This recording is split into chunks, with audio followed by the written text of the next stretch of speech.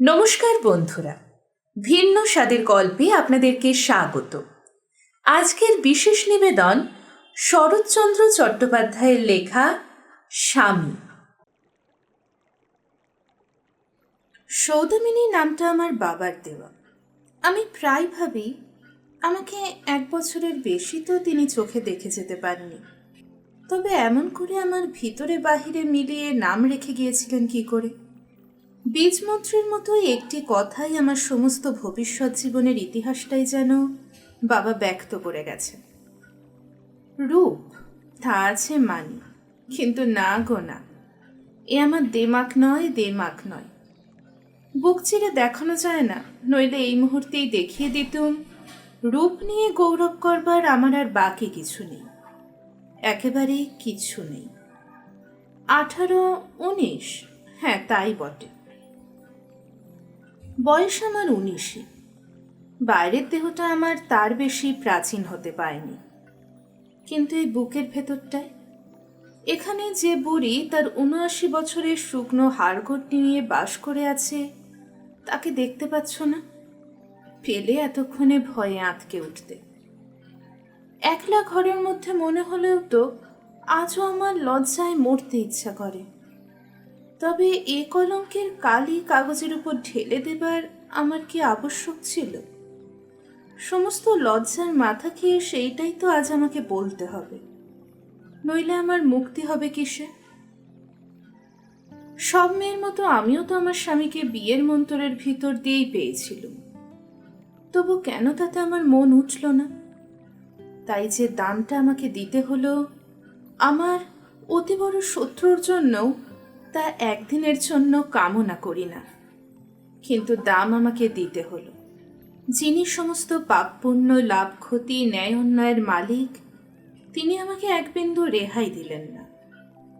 কড়াই ক্রান্তিতে আদায় করে সর্বশান্ত করে যখন আমাকে পথে বার করে দিলেন, লজ্জাশরমের আর যখন কোথাও কিছু অবশিষ্ট রাখলেন না, তখনই শুধু দেখিয়ে দিলেন, ওরে সর্বনাশী, এ তুই করেছিস কি? স্বামী যে তোর আত্মা, তাকে ছেড়ে তুই যাবি কোথায়? একদিন না একদিন তোর এই শূন্য বুকের মধ্যে তাকে যে তোর পেতেই হবে। এ জন্মে হোক, আগামী জন্মে হোক, কোটি জন্ম পরে হোক, তাকে যে তোর চাই, তুই যে তাঁরই। জানি যা হারিয়েছি তার অনন্ত গুণ আজ ফিরে পেয়েছি, কিন্তু তবু যে একথা কিছুতেই ভুলতে পারিনি, এটা আমার নারী দেহ। আজ আমার আনন্দ রাখবারও জায়গা নেই, কিন্তু ব্যথা রাখবারও যে ঠাঁই দেখি না প্রভু। এ দেহের প্রত্যেক অনুপরমাণু যে অহরাত্র কাঁদছে।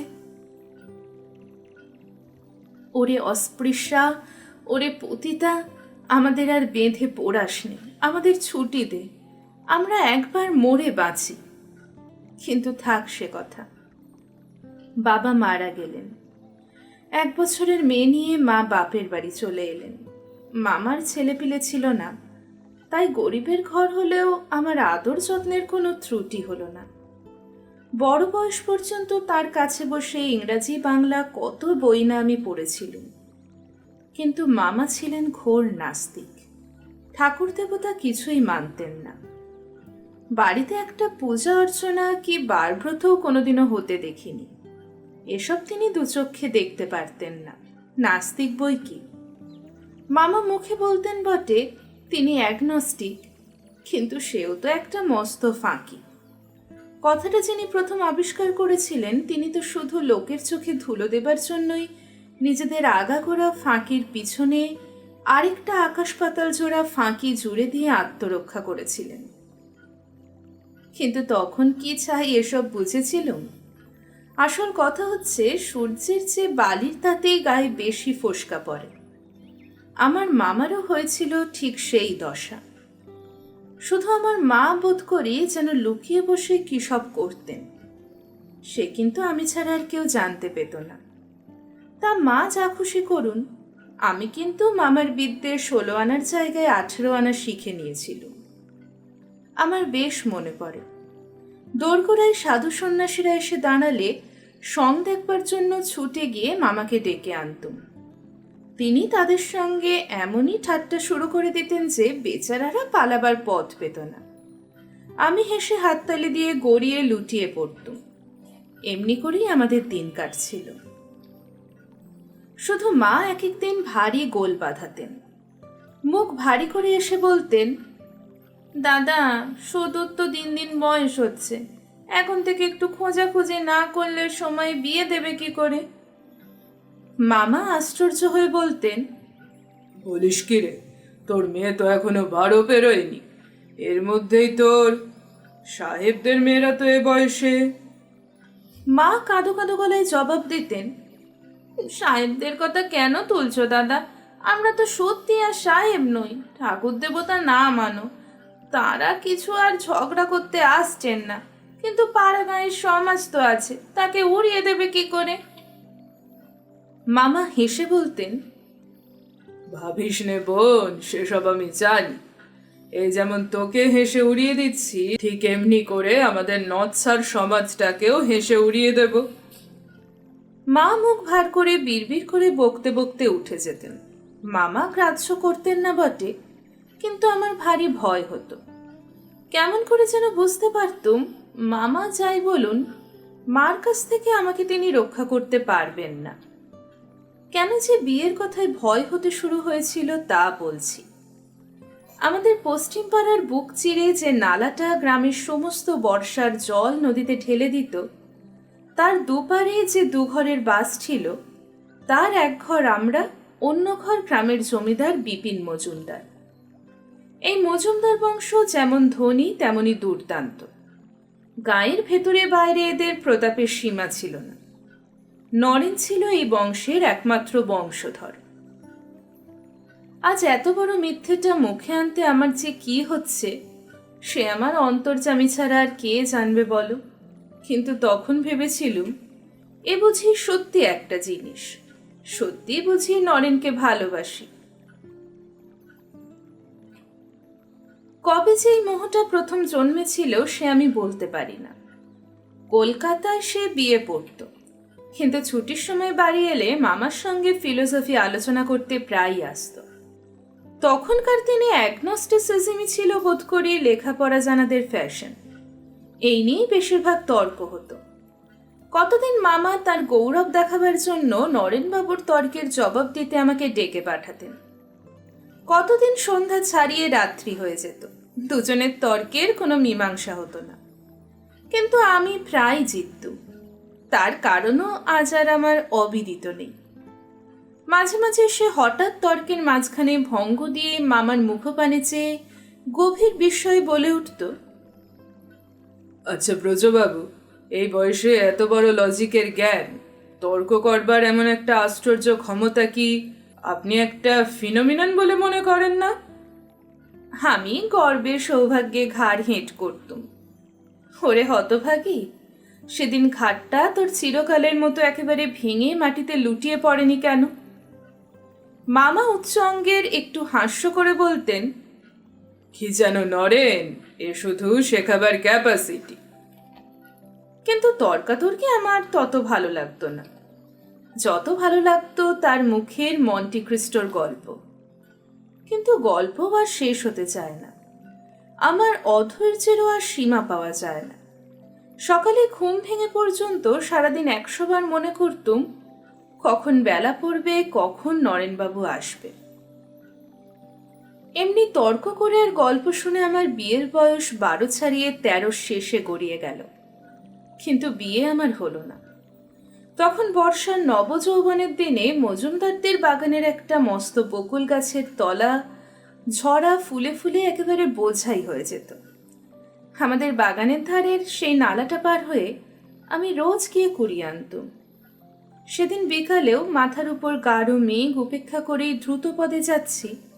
মা দেখতে পেয়ে বললেন, অলক, ছুটে তো যাচ্ছিস, জল যে এলো বলে। আমি বললুম, জল এখন আসবে না মা, ছুটে গিয়ে দুটো কুড়িয়ে আনি। মা বললেন, 15 মিনিটের মধ্যে বৃষ্টি নামবে, শুধু কথা শোন, যাস নে। এই অবেলায় ভিজে গেলে ওই চুলের বোঝা শুকোবে না, তা বলে দিচ্ছি। আমি বললুম, তোমার দুটি পায়ে পড়ি মা, যাই। বৃষ্টি এসে পড়লে মালিদের এই চালাটার মধ্যে গিয়ে দাঁড়াবো। বলতে বলতে ছুটে পালিয়ে গেলুম।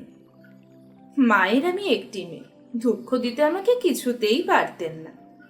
ছেলেবেলা থেকেই ফুল যে কত ভালোবাসি সে তো তিনি নিজেও জানতেন, তাই চুপ করে রইলেন। কতদিন ভাবি, সেদিন যদি হতভাগের চুলের মুঠি ধরে টেনে আনতে মা, এমন করে হয়তো তোমার মুখ পোড়াতুম না। বকুল ফুলে কোঁচর প্রায় ভর্তি হয়ে এসেছে।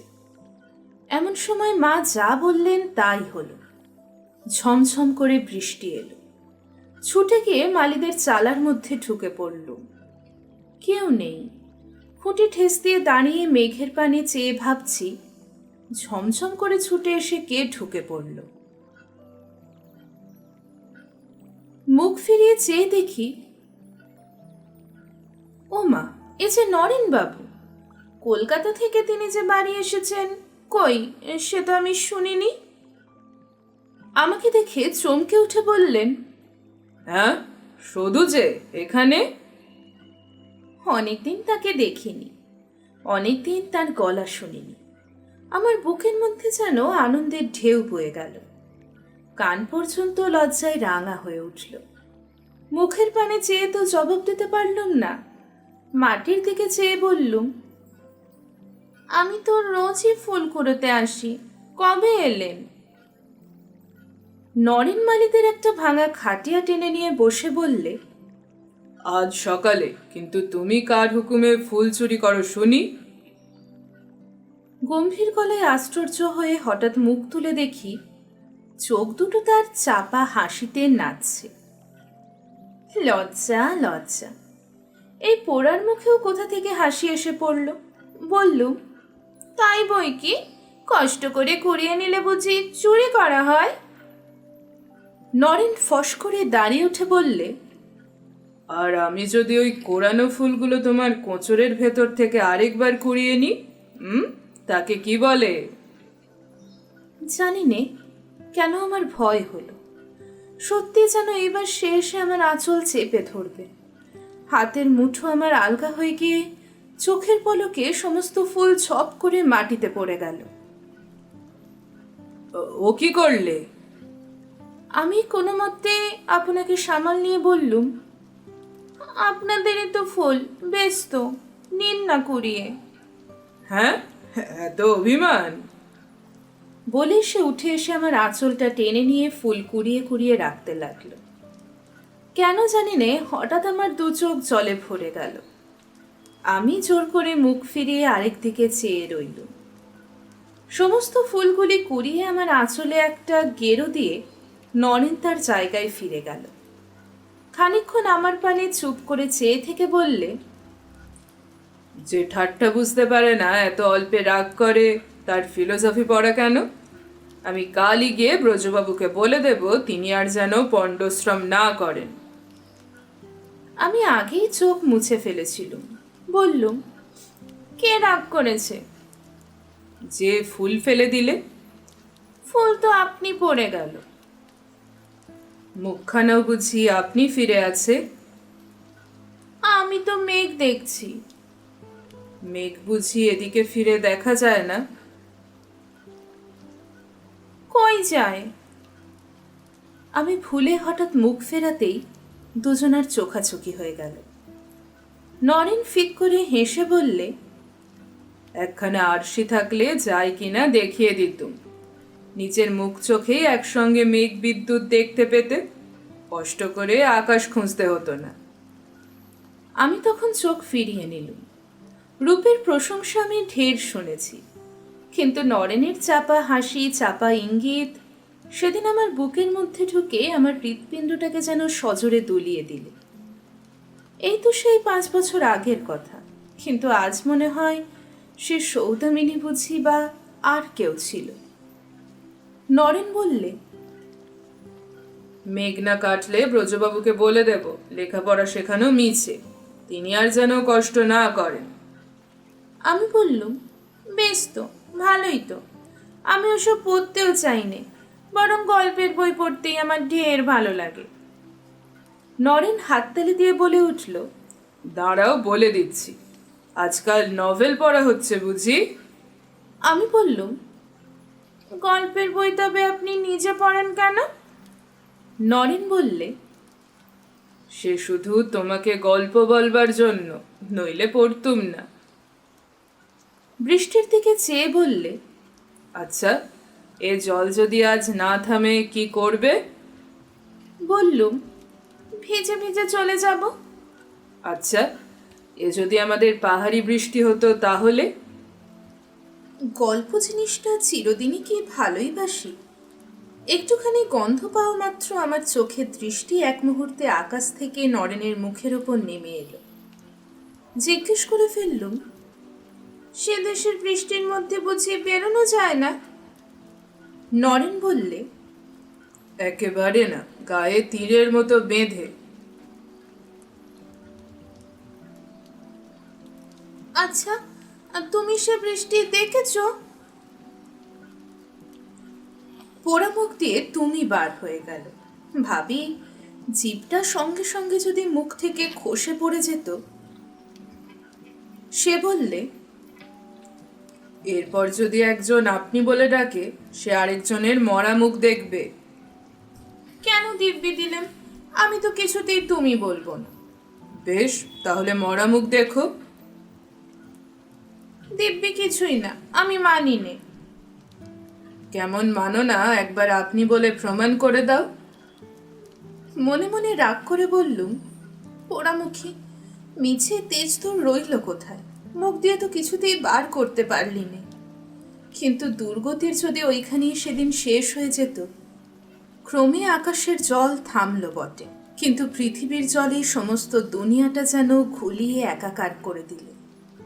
সন্ধ্যা হয় হয়, ফুলকটি আঁচলে বাঁধা, কাদা ভরা বাগানের পথে বেরিয়ে পড়ল। নরেন বললে, চলো তোমাকে পৌঁছে দিই। আমি বললুম, না। মন যেন বলে দিলে সেটা ভালো না, কিন্তু অদৃষ্টকে ডিঙিয়ে যাব কি করে? বাগানের ধারে এসে ভয়ে হতবুদ্ধি হয়ে গেল। সমস্ত নালাটা জলে পরিপূর্ণ, পার হয়ে কি করে? নরেন সঙ্গে আসেনি, কিন্তু সেইখানে দাঁড়িয়ে দেখছিল। আমাকে চুপ করে দাঁড়াতে দেখে অবস্থাটা বুঝে নিতে তার দেরি হলো না। কাছে এসে বললে, এখন উপায়? আমি কাঁদো কাঁদো হয়ে বললুম, নালায় ডুবে মরি সেও আমার ভালো, কিন্তু একলা অত দূর সদর রাস্তা ঘুরে আমি কিছুতেই যাব না। মা দেখলে। কথাটা আমি শেষ করতেই পারলুম না।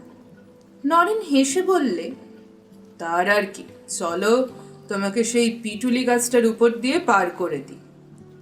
তাই তো বটে। আহ্লাদে মনে মনে নেচে উঠল। এতক্ষণ আমার মনে পড়েনি যে খানিকটা দূরে একটা পিটুলি গাছ বহুকাল থেকে ঝড়ে উপড়ে নালার ওপর ব্রিজের মতো পড়ে আছে। ছেলেবেলায় আমি নিজেই তার উপর দিয়ে এপার ওপার হয়েছি। খুশি হয়ে বললুম, তাই চলো। নরেন তার চেয়েও খুশি হয়ে বললে, কেমন মিষ্টি শোনালো বলো তো? বললুম, যাও। সে বললে, নির্বিঘ্নে পার না করে দিয়ে কি আর যেতে পারি? বললুম, তুমি কি আমার পাড়ের কান্ডারি নাকি? আমি আজও ভেবে পাইনি এ কথা কি করেই বা মনে এলো এবং কেমন করেই বা মুখ দিয়ে বার করলুম। কিন্তু সে যখন আমার মুখপানে চেয়ে একটু হেসে বললে, দেখি তাই যদি হতে পারি। আমি ঘেন্নায় যেন মরে গেলুম। সেখানে এসে দেখি পার হওয়া সোজা নয়।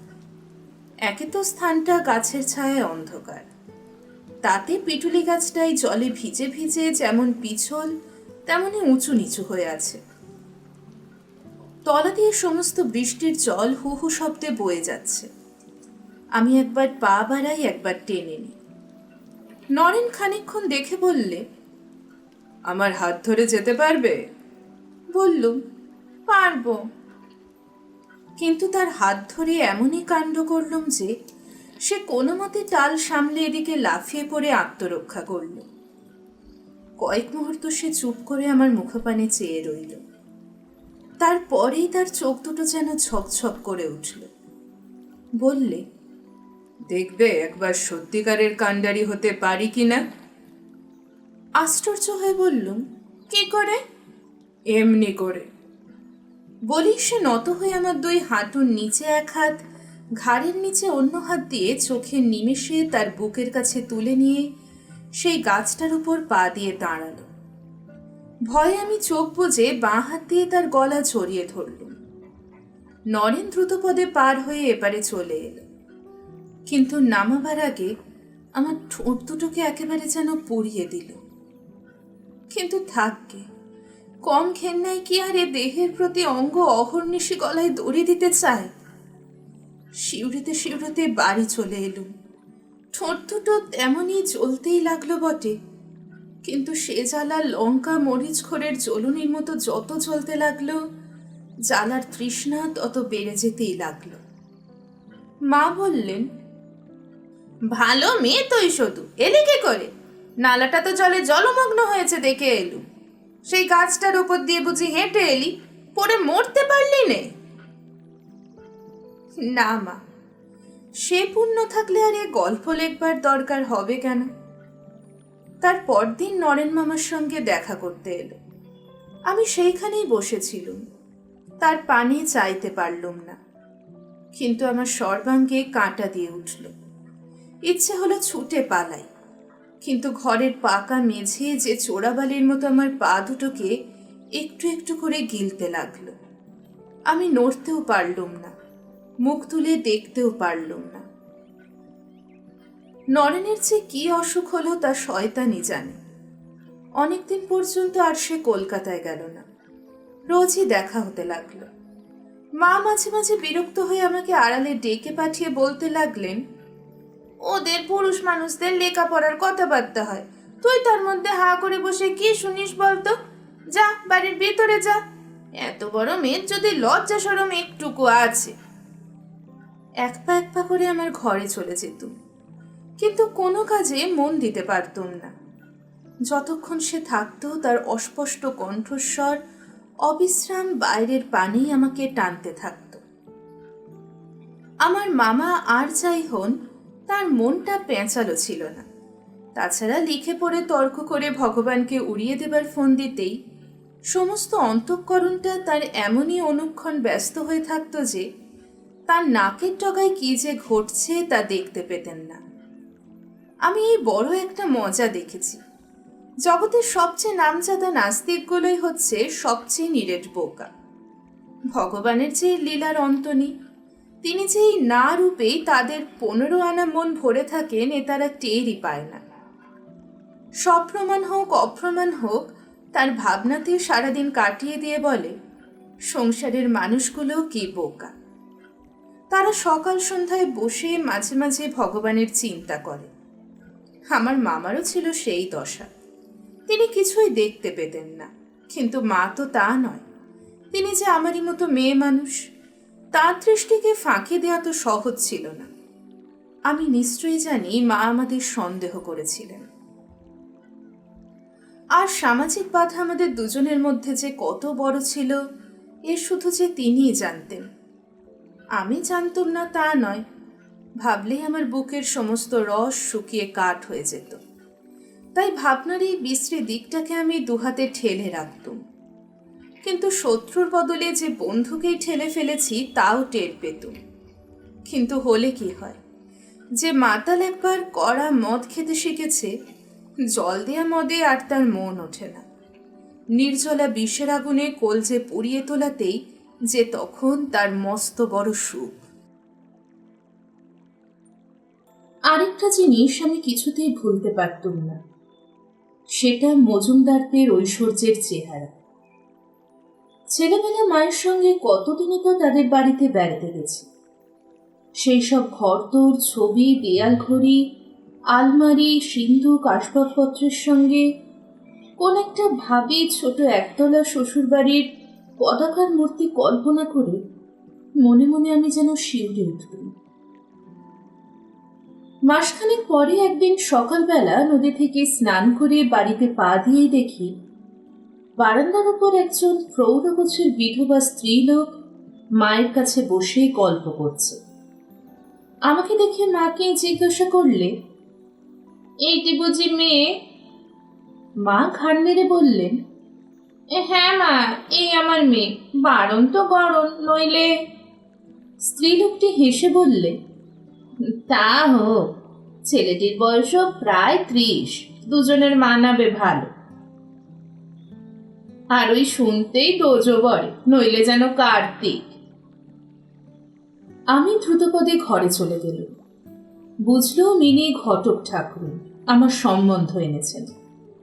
মা চেঁচিয়ে বললেন, কাপড় ছেড়ে একবার এসে বস মা। কাপড় ছাড়া চুলোয় গেল।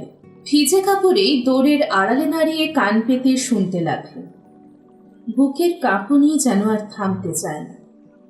শুনতে পেলুম চিতর গ্রামের কে একজন রাধা বিনোদ মুখুর্জের ছেলে ঘনশ্যাম।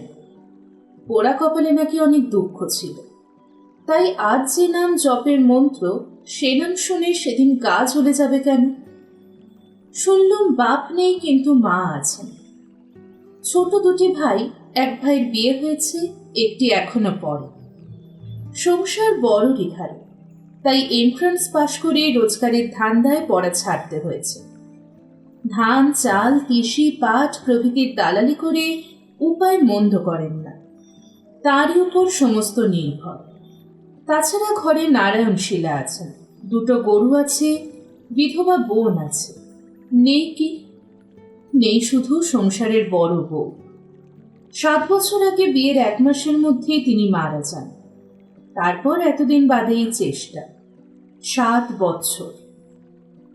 ঘটকিকে উদ্দেশ্য করে মনে মনে বললুম, ওনার মুখে, এতদিন কি তুই শুধু আমার মাথা খেতেই চোখ বুজে ঘুমোচ্ছিলি? মায়ের ডাকাডাকিতে কাপড় ছেড়ে কাছে এসে বসল। সে আমাকে খুঁটিয়ে দেখে বললে, মেয়ে পছন্দ হয়েছে, এখন দিন স্থির করলেই হলো। মায়ের চোখ দুটিতে জল টলটল করতে লাগলো। বললেন, তোমার মুখে ফুল চন্দন পড়ুক মা, আর কি বলবো। মামা শুনে বললেন, এন্ট্রান্স? তবে বলে পাঠা এখন বছর 2 সদুর কাছে ইংরেজি পড়ে যা, তবে বিয়ের কথা কওয়া যাবে। মা বললেন, তোমার পায়ে পড়ি দাদা, অমত করো না, এমন সুবিধা আর পাওয়া যাবে না, দিতে থুতে কিচ্ছু হবে না। মামা বললেন, তাহলে হাত পা বেঁধে গঙ্গায় দিকে যা, সেও 1 পয়সা চাইবে না। মা বললেন, 15ই পা দিলে যে। তা তো দেবেই, 15 বছর বেঁচে রয়েছে যে। মা রাগে দুঃখে কাঁদো কাঁদো হয়ে বললেন, তুমি কি ওর তবে বিয়ে দেবে না দাদা? এরপরে একেবারেই পাত্র জুটবে না। সেই ভয় তো আগে থেকে ওকে জলে ফেলে দিতে পারা যায় না। ছেলেটিকে একবার নিজের চোখে দেখে এসো না দাদা, পছন্দ না হয় না দেবে। সে ভালো কথা, রবিবার যাব বলে চিঠি লিখে দিচ্ছি। ভাঙচির ভয়ে কথাটা মা গোপনে রেখেছিলেন এবং মামাকেও সাবধান করে দিয়েছিলেন। তিনি জানতেন না এমন চোখ কানো ছিল যাকে কোনো সতর্কতা ফাঁকি দিতে পারে না। বাগানে 1 টুকরো শাকের ক্ষেত করেছিলেন। দিন 2 পরে দুপুরবেলা একটা ভাঙা খুন্তি নিয়ে তার ঘাস তুলছি, পায়ের শব্দে মুখ ফিরিয়ে দেখি নরেন। তার সেরকম মুখের চেহারা অনেকদিন পরে আরেকবার দেখেছিলাম সত্যি, কিন্তু আগে কখনো দেখিনি। বুকে এমন একটা ব্যথা বাজলো যা কখনো কোনো দিনও পাইনি। সে বললে, আমাকে ছেড়ে কি সত্যিই চললে? কথাটা বুঝেও যেন বুঝতে পারলুম না। বলে ফেললুম, কোথায়? সে বললে, চিতর। স্পষ্ট হবা মাত্রই লজ্জায় আমার মাথা হেঁট হয়ে গেল। কোনো উত্তর মুখে এলো না। সে পুনরায় বললে, তাই আমিও বিদায় নিতে এসেছি, বোধহয় জন্মের মতোই, কিন্তু তার আগে দুটো কথা বলতে চাই, শুনবে? বলতে বলতেই তার গলাটা যেন ধরে গেল। তবুও আমার মুখে কথা জোগালো না, কিন্তু মুখ তুলে চাইনি না। এ কি, দেখি তার 2 চোখ বয়ে ঝরঝর করে জল পড়ছে। ওরে পতি, তোরে দুর্বল নারী, মানুষের চোখের জল সহ্য করবার ক্ষমতা ভগবান তোকে যখন একেবারে দেননি, তখন তোর আর সাধ্য ছিল কি?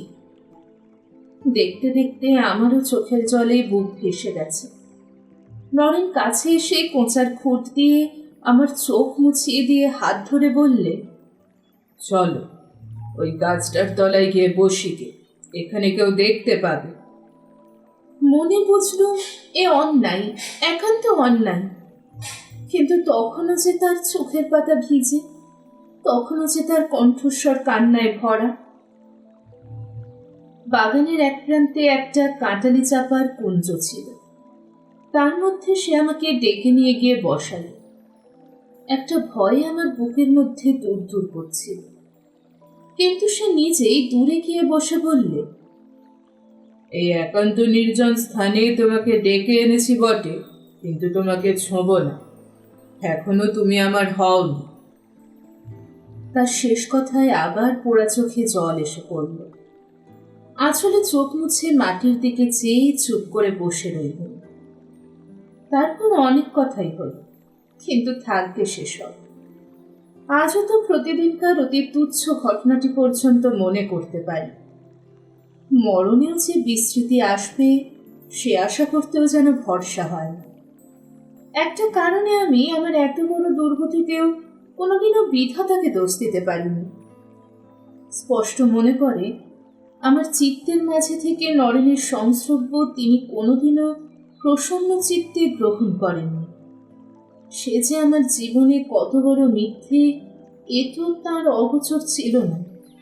তাই তার প্রণয় নিবেদনের মুহূর্তের উত্তেজনা পরক্ষণে কত বড় অবসাদে যে ডুবে যেত সে আমি ভুলিনি। যেন কার কত চুরি ডাকাতি সর্বনাশ করে ঘরে ফিরে এলো, এমনই মনে হতো। কিন্তু এমনই পোড়া কপাল যে অন্তর্যামীর এত বড় ইঙ্গিতেও আমার হুঁশ হয়নি। হবেই বা কি করে? কোনোদিনও তো শিখিনি যে ভগবান মানুষের বুকের মধ্যেও বাস করে। এই সবই তার নিষেধ। মামা পাত্র দেখতে যাত্রা করলেন। যাবার সময় কতই না ঠাট্টা তামাশা করে গেলেন। মা মুখ চুন করে দাঁড়িয়ে রইলেন। মনে মনে বেশ বুঝলেন এ যাওয়া পণ্ডশ্রম। পাত্র তার কিছুতেই পছন্দ হবে না। কিন্তু আশ্চর্য, ফিরে এসে আর বড় ঠাট্টা বিদ্রুপ করলেন না। বললেন, হ্যাঁ, ছেলেটি পাস টাস তেমন কিছু করতে পারেনি বটে, কিন্তু মুখ্য বলেও মনে হলো না। তাছাড়া বড় নম্র, বড় বিনয়ী। আরেকটা কি জানিস গিরি, ছেলেটির মুখের ভাবে কি একটু আছে। ইচ্ছে হয় বসে বসে আরো দুদণ্ড আলাপ করি। মা আহ্লাদে মুখখানি উজ্জ্বল করে বললেন, তবে আর আপত্তি করো না দাদা, মদ দাও, সদর একটা কিনারা হয়ে যাক। মামা বললেন, আচ্ছা, ভেবে দেখি। আমি আড়ালে দাঁড়িয়ে নিরাশার আশাটুকু বুকে চেপে ধরে মনে মনে বললুম, যাক, মামা এখনো মতি স্থির করতে পারেনি, এখনো বলা যায় না। কিন্তু কে জানতো তার ভাগ্নির বিয়ের সম্বন্ধে মতি স্থির করবার পূর্বেই তার নিজের সম্বন্ধে মতি স্থির করবার ডাক এসে পড়বে। যাকে সারা জীবন সন্দেহ করে এসেছেন, সেদিন অত্যন্ত অকস্মাৎ তাঁর দূত এসে যখন একেবারে মামার শিয়রে দাঁড়ালো, তখন তিনি চমকে গেলেন। তার কথা শুনে আমাদেরও বড় কম চমক লাগলো না। মাকে কাছে ডেকে বললেন, আমি মত দিয়ে যাচ্ছি বোন, সদূর সেইখানেই বিয়ে দিস। ছেলেটির যথার্থ ভগবানে বিশ্বাস আছে, মেয়েটা সুখে থাকবে। অবাক কাণ্ড। কিন্তু অবাক হলেন না শুধু মা। নাস্তিকতা তিনি দু চোখে দেখতে পারতেন না। তার ধারণা ছিল মরণকালে সবাই ঘুরে ফিরে হরি বলে। তাই তিনি বলতেন, মাতাল তার মাতাল বন্ধুকে যতই ভালোবাসুক না কেন, নির্ভর করবার বেলায় শুধু তাকে যে মদ খায় না। জানি না কথাটা কতখানি সত্যি। হৃদরোগে মামা মারা গেলেন। আমরা পড়লুম অকুল পাথারে। সুখে দুঃখে কিছুদিন কেটে গেল বটে, কিন্তু যে বাড়িতে অবিবাহিতা মেয়ের বয়স 15 পার হয়ে যায়, সেখানে আলস্য ভরে শোক করবার সুবিধে থাকে না। মা চোখ মুছে উঠে বসে আবার কোমর বেঁধে লাগলো। অবশেষে অনেক দিন অনেক কথা কাটাকাটির পর বিবাহের লগ্ন যখন সত্যি আমার বুকে এসে বিঁধল, তখন বয়সও 16 পার হয়ে গেল। তখনও আমি প্রায় এমনই লম্বা। আমার এই দীর্ঘ দেহটার জন্য জননীর লজ্জা ও কুণ্ঠার অবধি ছিল না। রাগ করে প্রায় ভৎসনা করতেন, হতভাগা মেয়েটা সবই সৃষ্টি ছাড়া। একে তো বিয়ের কনের পক্ষে 17 বছর একটা মারাত্মক অপরাধ, তার উপরে এই দীর্ঘ গরমটা যেন তাকেও ডিঙিয়ে গিয়েছিল। অন্তত সে রাতটার জন্য যদি আমাকে কোনো রকমে মুছড়ে মাছড়ে একটু খাটো করে তুলতে পারতেন, মা বোধ করি তাতেও পিছুতেন না। কিন্তু সে তো হবার না। আমি আমার স্বামীর বুক ছাড়িয়ে একেবারে ডানির কাছে গিয়ে পৌঁছলাম, কিন্তু শুভ দৃষ্টি হলো না। ঠিক রাগে নয়, কেমন যেন একটা বিতৃষ্ণায় চোখ বুজে রইল। কিন্তু তাও বলি, এমন কোনো অসহ্য মর্মান্তিক দুঃখও তখন আমি মনের মধ্যে পাইনি। ইতিপূর্বে কতদিন সারা রাত্রি জেগে ভেবেছি, এমন দুর্ঘটনা যদি সত্যিই কপালে ঘটে, নরেন এসে আমাকে না নিয়ে যায়, তবু আর কারোর সঙ্গে আমার বিয়ে কোনো মতেই হতে পারবে না। সে রাত্রে নিশ্চয়ই আমার বুক চিরে ভলকে ভলকে রক্ত মুখ দিয়ে গড়িয়ে পড়বে। ধরাধরি করে আমাকে বিবাহ সভা থেকে বিছানায় তুলে নিয়ে যেতে হবে। এই বিশ্বাস আমার মনে একেবারে বদ্ধমূল হয়েছিল। কিন্তু কই, কিছুই তো হলো না। আরও 5 জন বাঙালির মেয়ের যেমন হয় শুভকর্ম, তেমনই করে আমারও সমাধা হয়ে গেল, এবং তেমন করেই একদিন শ্বশুর বাড়ি যাত্রা করল। শুধু যাবার সময়টিতে পালকির ফাঁক দিয়ে সেই কাঁটারি চাপার কুঞ্জটায় চোখ পড়ায় হঠাৎ চোখে জল এল। সে যে আমাদের কতদিনের কত চোখের জল, কত দিব্যি দিলাসার নীরব সাক্ষী। আমার চিতরগ্রামের সম্বন্ধটা যেদিন পাকা হয়ে গেল, ওই গাছটার আড়ালে বসে অনেক অশ্রু বিনিময়ের পর স্থির হয়েছিল সে এসে একদিন আমাকে নিয়ে চলে যাবে। কেন, কোথায় প্রভৃতি বাহুল্য প্রশ্নের তখন আবশ্যক হয়নি। আর কিছু না, শুধু যাবার সময় একবার যদি দেখা হতো। কেন সে আমাকে আর চাইলে না, কেন আর একটা দিনে দেখা দিলে না, শুধু যদি খবরটা পেতুম। শ্বশুর বাড়ি গেলুম, বিয়ের বাকি অনুষ্ঠানও শেষ হয়ে গেল। অর্থাৎ আমি আমার স্বামীর ধর্মপত্নীর পদে এবার পাকা হয়ে বসলাম। দেখলাম স্বামীর প্রতি বিতৃষ্ণা শুধু একা আমার নয়, বাড়ি শুদ্ধ আমার দলে। শ্বশুর নেই, সৎ শাশুড়ি তার নিজের ছেলে দুটি, একটি বউ এবং বিধবা মেয়েটি নিয়ে ব্যতিব্যস্ত। এতদিন নিরাপদে সংসার করছিলেন। হঠাৎ একটি 17-18 বছরের মস্ত বউ দেখে তার সমস্ত মন সশস্ত্র জেগে উঠল, কিন্তু মুখে বললেন, বাঁচলুম বৌমা, তোমার হাতে সংসার ফেলে দিয়ে এখন দুদণ্ড ঠাকুরদের নাম করতে পারবো। ঘনশ্যাম আমার পেটের ছেলের চেয়েও বেশি, সে বেঁচে থাকলেই তবে সব বজায় থাকবে। এইটি বুঝে শুধু কাজ করো মা, আর আমি কিছু চাই না। তার কাজ তিনি করলেন, আমার কাজ আমি করলুম। বললুম, আচ্ছা। কিন্তু সে ওই কুস্তিগিরের তাল ঠোকার মতো, প্যাঁচ মারতে যে দুজনেই জানি তা ইশারায় জানিয়ে দেয়া। কিন্তু কত শীঘ্র মেয়ে মানুষটি মেয়ে মানুষকে চিনতে পারে, এ এক আশ্চর্য ব্যাপার। তাকে জানতে আমারও যেমন দেরি হলো না, আমাকেও 2 দিনের মধ্যে চিনে নিয়ে তিনিও তেমনই আরামের নিঃশ্বাস ফেললেন। বেশ বুঝলেন, স্বামীর খাওয়া পড়া ওঠা বসা খরচপত্র নিয়ে দিবারাত্রি চক্র ধরে ফুঁসফুস করে বেড়াবার মতো আমার উৎসাহও নেই, প্রবৃত্তিও নেই। মেয়ে মানুষের তুলে যত প্রকার দিব্যাস্ত্র আছে, আরই পাতাটা ব্রহ্মাস্ত্র। সুবিধা পেলে এতে মা, মেয়ে, শাশুড়ি, বউ, যা ননদ কেউ কাউকে খাতির করে না। আমি ঠিক জানি, আমি যে পালঙ্কে না শুয়ে ঘরের মেঝেতে একটা মাদুর টেনে নিয়ে সারা রাত্রি পড়ে থাকতুম, এই সুসংবাদ তার অগোচর ছিল না। আগে যে ভেবেছিলুম নরনের বদলে আর কারোর ঘর করতে হলে সেই দিনই আমার বুক ফেটে যাবে, দেখলুম সেটা ভুল। ফাটবার চেরবার কোনো লক্ষণই টের পেলুম না। কিন্তু তাই বলে এক শয্যায় শুতেও আমার কিছুতেই প্রবৃত্তি হলো না। দেখলুম আমার স্বামীটি অদ্ভুত প্রকৃতির লোক। আমার আচরণ নিয়ে তিনি কিছুদিন পর্যন্ত কোনো কথাই কইলেন না, অথচ মনে মনে রাগ কিংবা অভিমান করে আছেন তাও না। শুধু একদিন একটু হেসে বললেন, ঘরে আরেকটা খাট এনে বিছানাটা বড় করে নিলে কি শুতে পারো না? আমি বললুম, দরকার কি, আমার তো এতে কষ্ট হয় না। না হলেও একদিন অসুখ করতে পারে যে। তোমার এতই যদি ভয় হয়, আমার আর কোনো ঘরে শোবার ব্যবস্থা করে দিতে পারো না? জি, তা কি হয়? তাতে কত রকমের অপ্রিয় আলোচনা উঠবে। উঠে উঠুক, আমি গ্রাহ্য করিনি। তিনি এক মুহূর্ত চুপ করে আমার মুখের পানে চেয়ে থেকে বললেন, এত বড় বুকের পাটা যে তোমার চিরকাল থাকবে এমন কি কথা আছে? একটুখানি হেসে কাজে চলে গেলেন।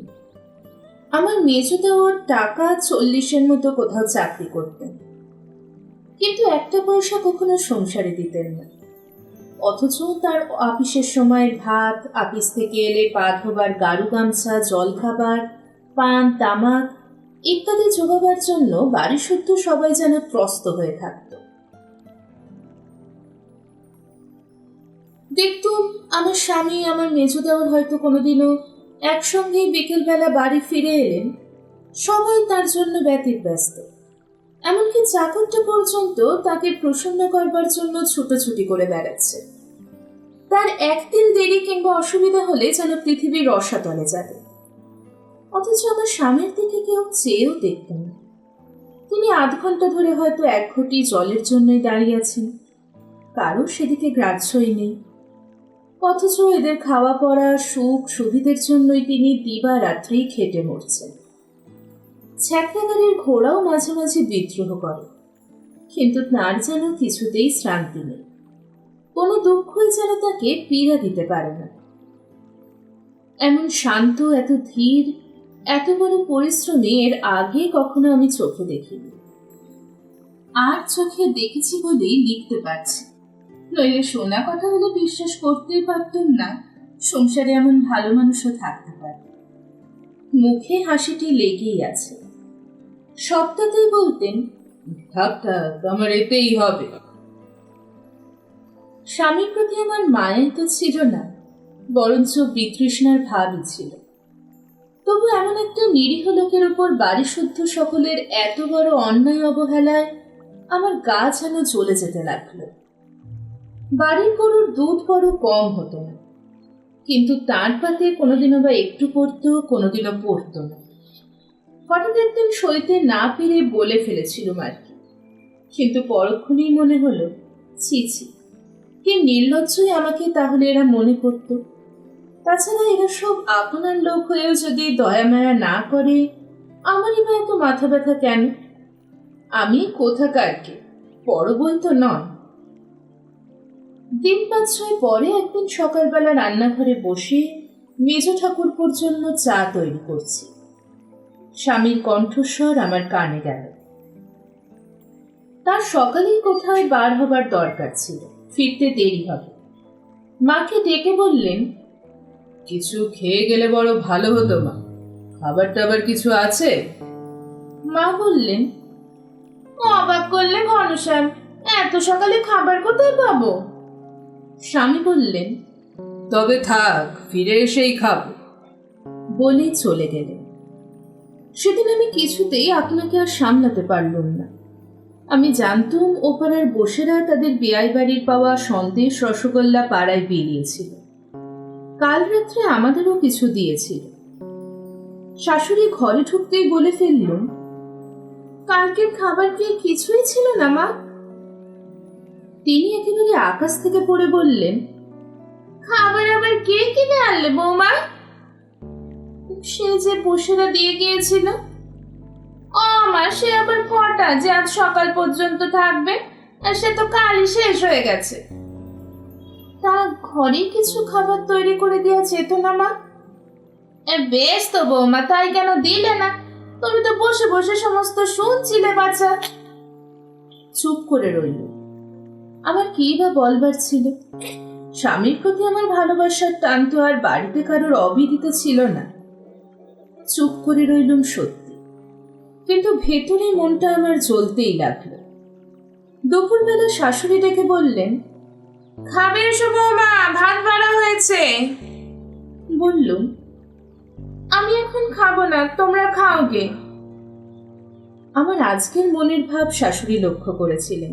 বললেন, খাবে না কেন শুনি? এখন খিদে নেই। আমার মেজোজা আমার চেয়ে বছর চারেকের বড় ছিলেন। রান্নাঘরের ভেতর থেকে ঠোকর দিয়ে বলে উঠলেন, বড় ঠাকুরের খাওয়া না হলে বোধহয় দিদির খিদে হবে না, না? শাশুড়ি বললেন, তাই নাকি বৌমা? বলিয়ে নূতন ঢং শিখলে কোথায়? তিনি কিছুই মিথ্যে বলেননি। আমার পক্ষে ঢংই বটে, তবু খোঁটা সইতে পারলাম না। জবাব দিয়ে বললুম, নতুন হবে কেন মা? তোমাদের সময় কি এরিতিক চলন ছিল না? ঠাকুরদের খাবার আগেই কি খেতে? তবু ভালো, ঘনশ্যামের এতদিনে কপাল ফিরল। এই বলে শাশুড়ি মুখখানা বিকৃত করে রান্নাঘরে গিয়ে ঢুকলেন। মেজোজাইয়ের গলা কানে এলো। তিনি আমাকে শুনিয়েই বললেন, তখনই তো বলেছিলুম মা, বুড়ো শালি পোষ মানবে না।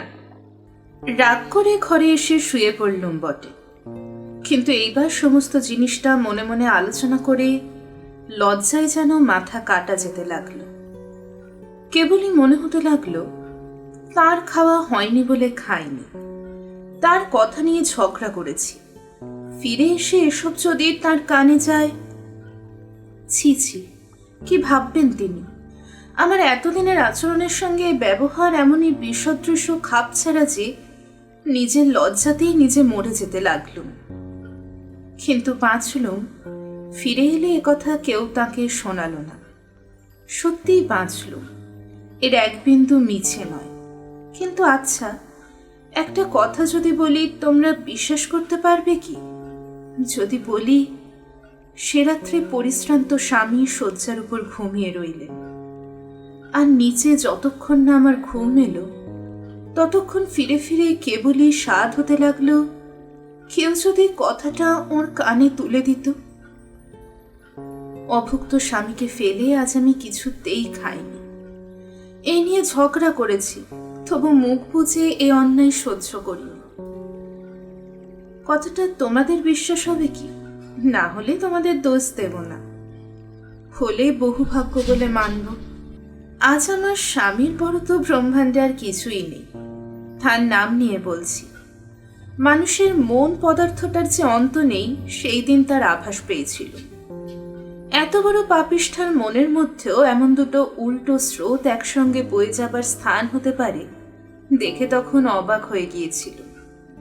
মনে মনে বলতে লাগলুম, এ যে বড় লজ্জার কথা। নইলে এক্ষুনি ঘুম থেকে জাগিয়ে তুলে বলে দিতুম। শুধু সৃষ্টি ছাড়া ভালো মানুষ হলেই হয় না, কর্তব্য করতেও শেখা দরকার। যে স্ত্রীর তুমি এক বিন্দু খবর নাও না, সে তোমার জন্য কি করেছে একবার চোখ মেলে দেখো। আরে পোড়া কপাল, খদ্দত চায় সূর্যদেবকে আলো ধরে পথ দেখাতে।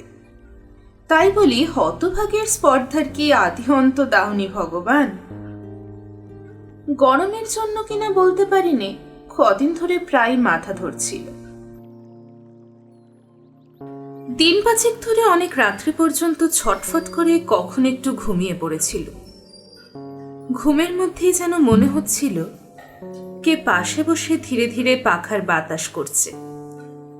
একবার ঠক করে গায়ে পাখাটা ঠেকে যেতে ঘুম ভেঙে গেল।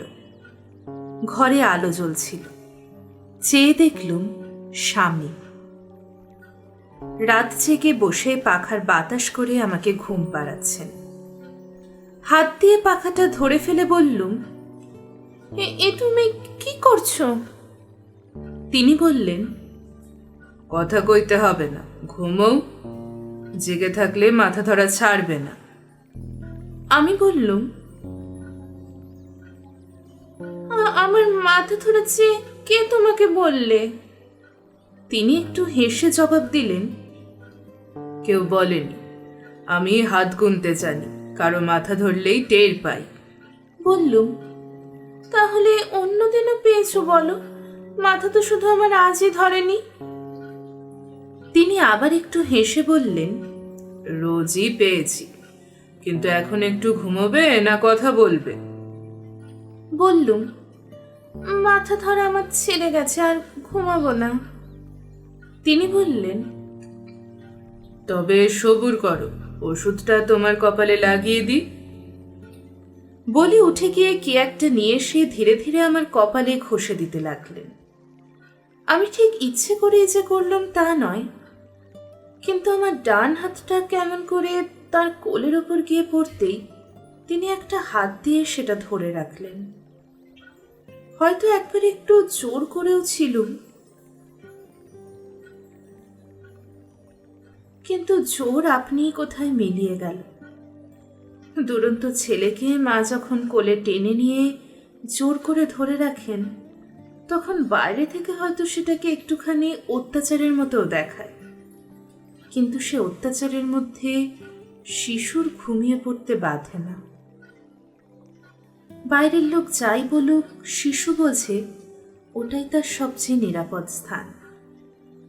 আমার এই জড়পিণ্ড হাতটারও বোধ করি সে জ্ঞানই ছিল, নইলে কি করে সে টের পেলে নিশ্চিত নির্ভয়ে পড়ে থাকবার এমন আশ্রয় তার আর নেই।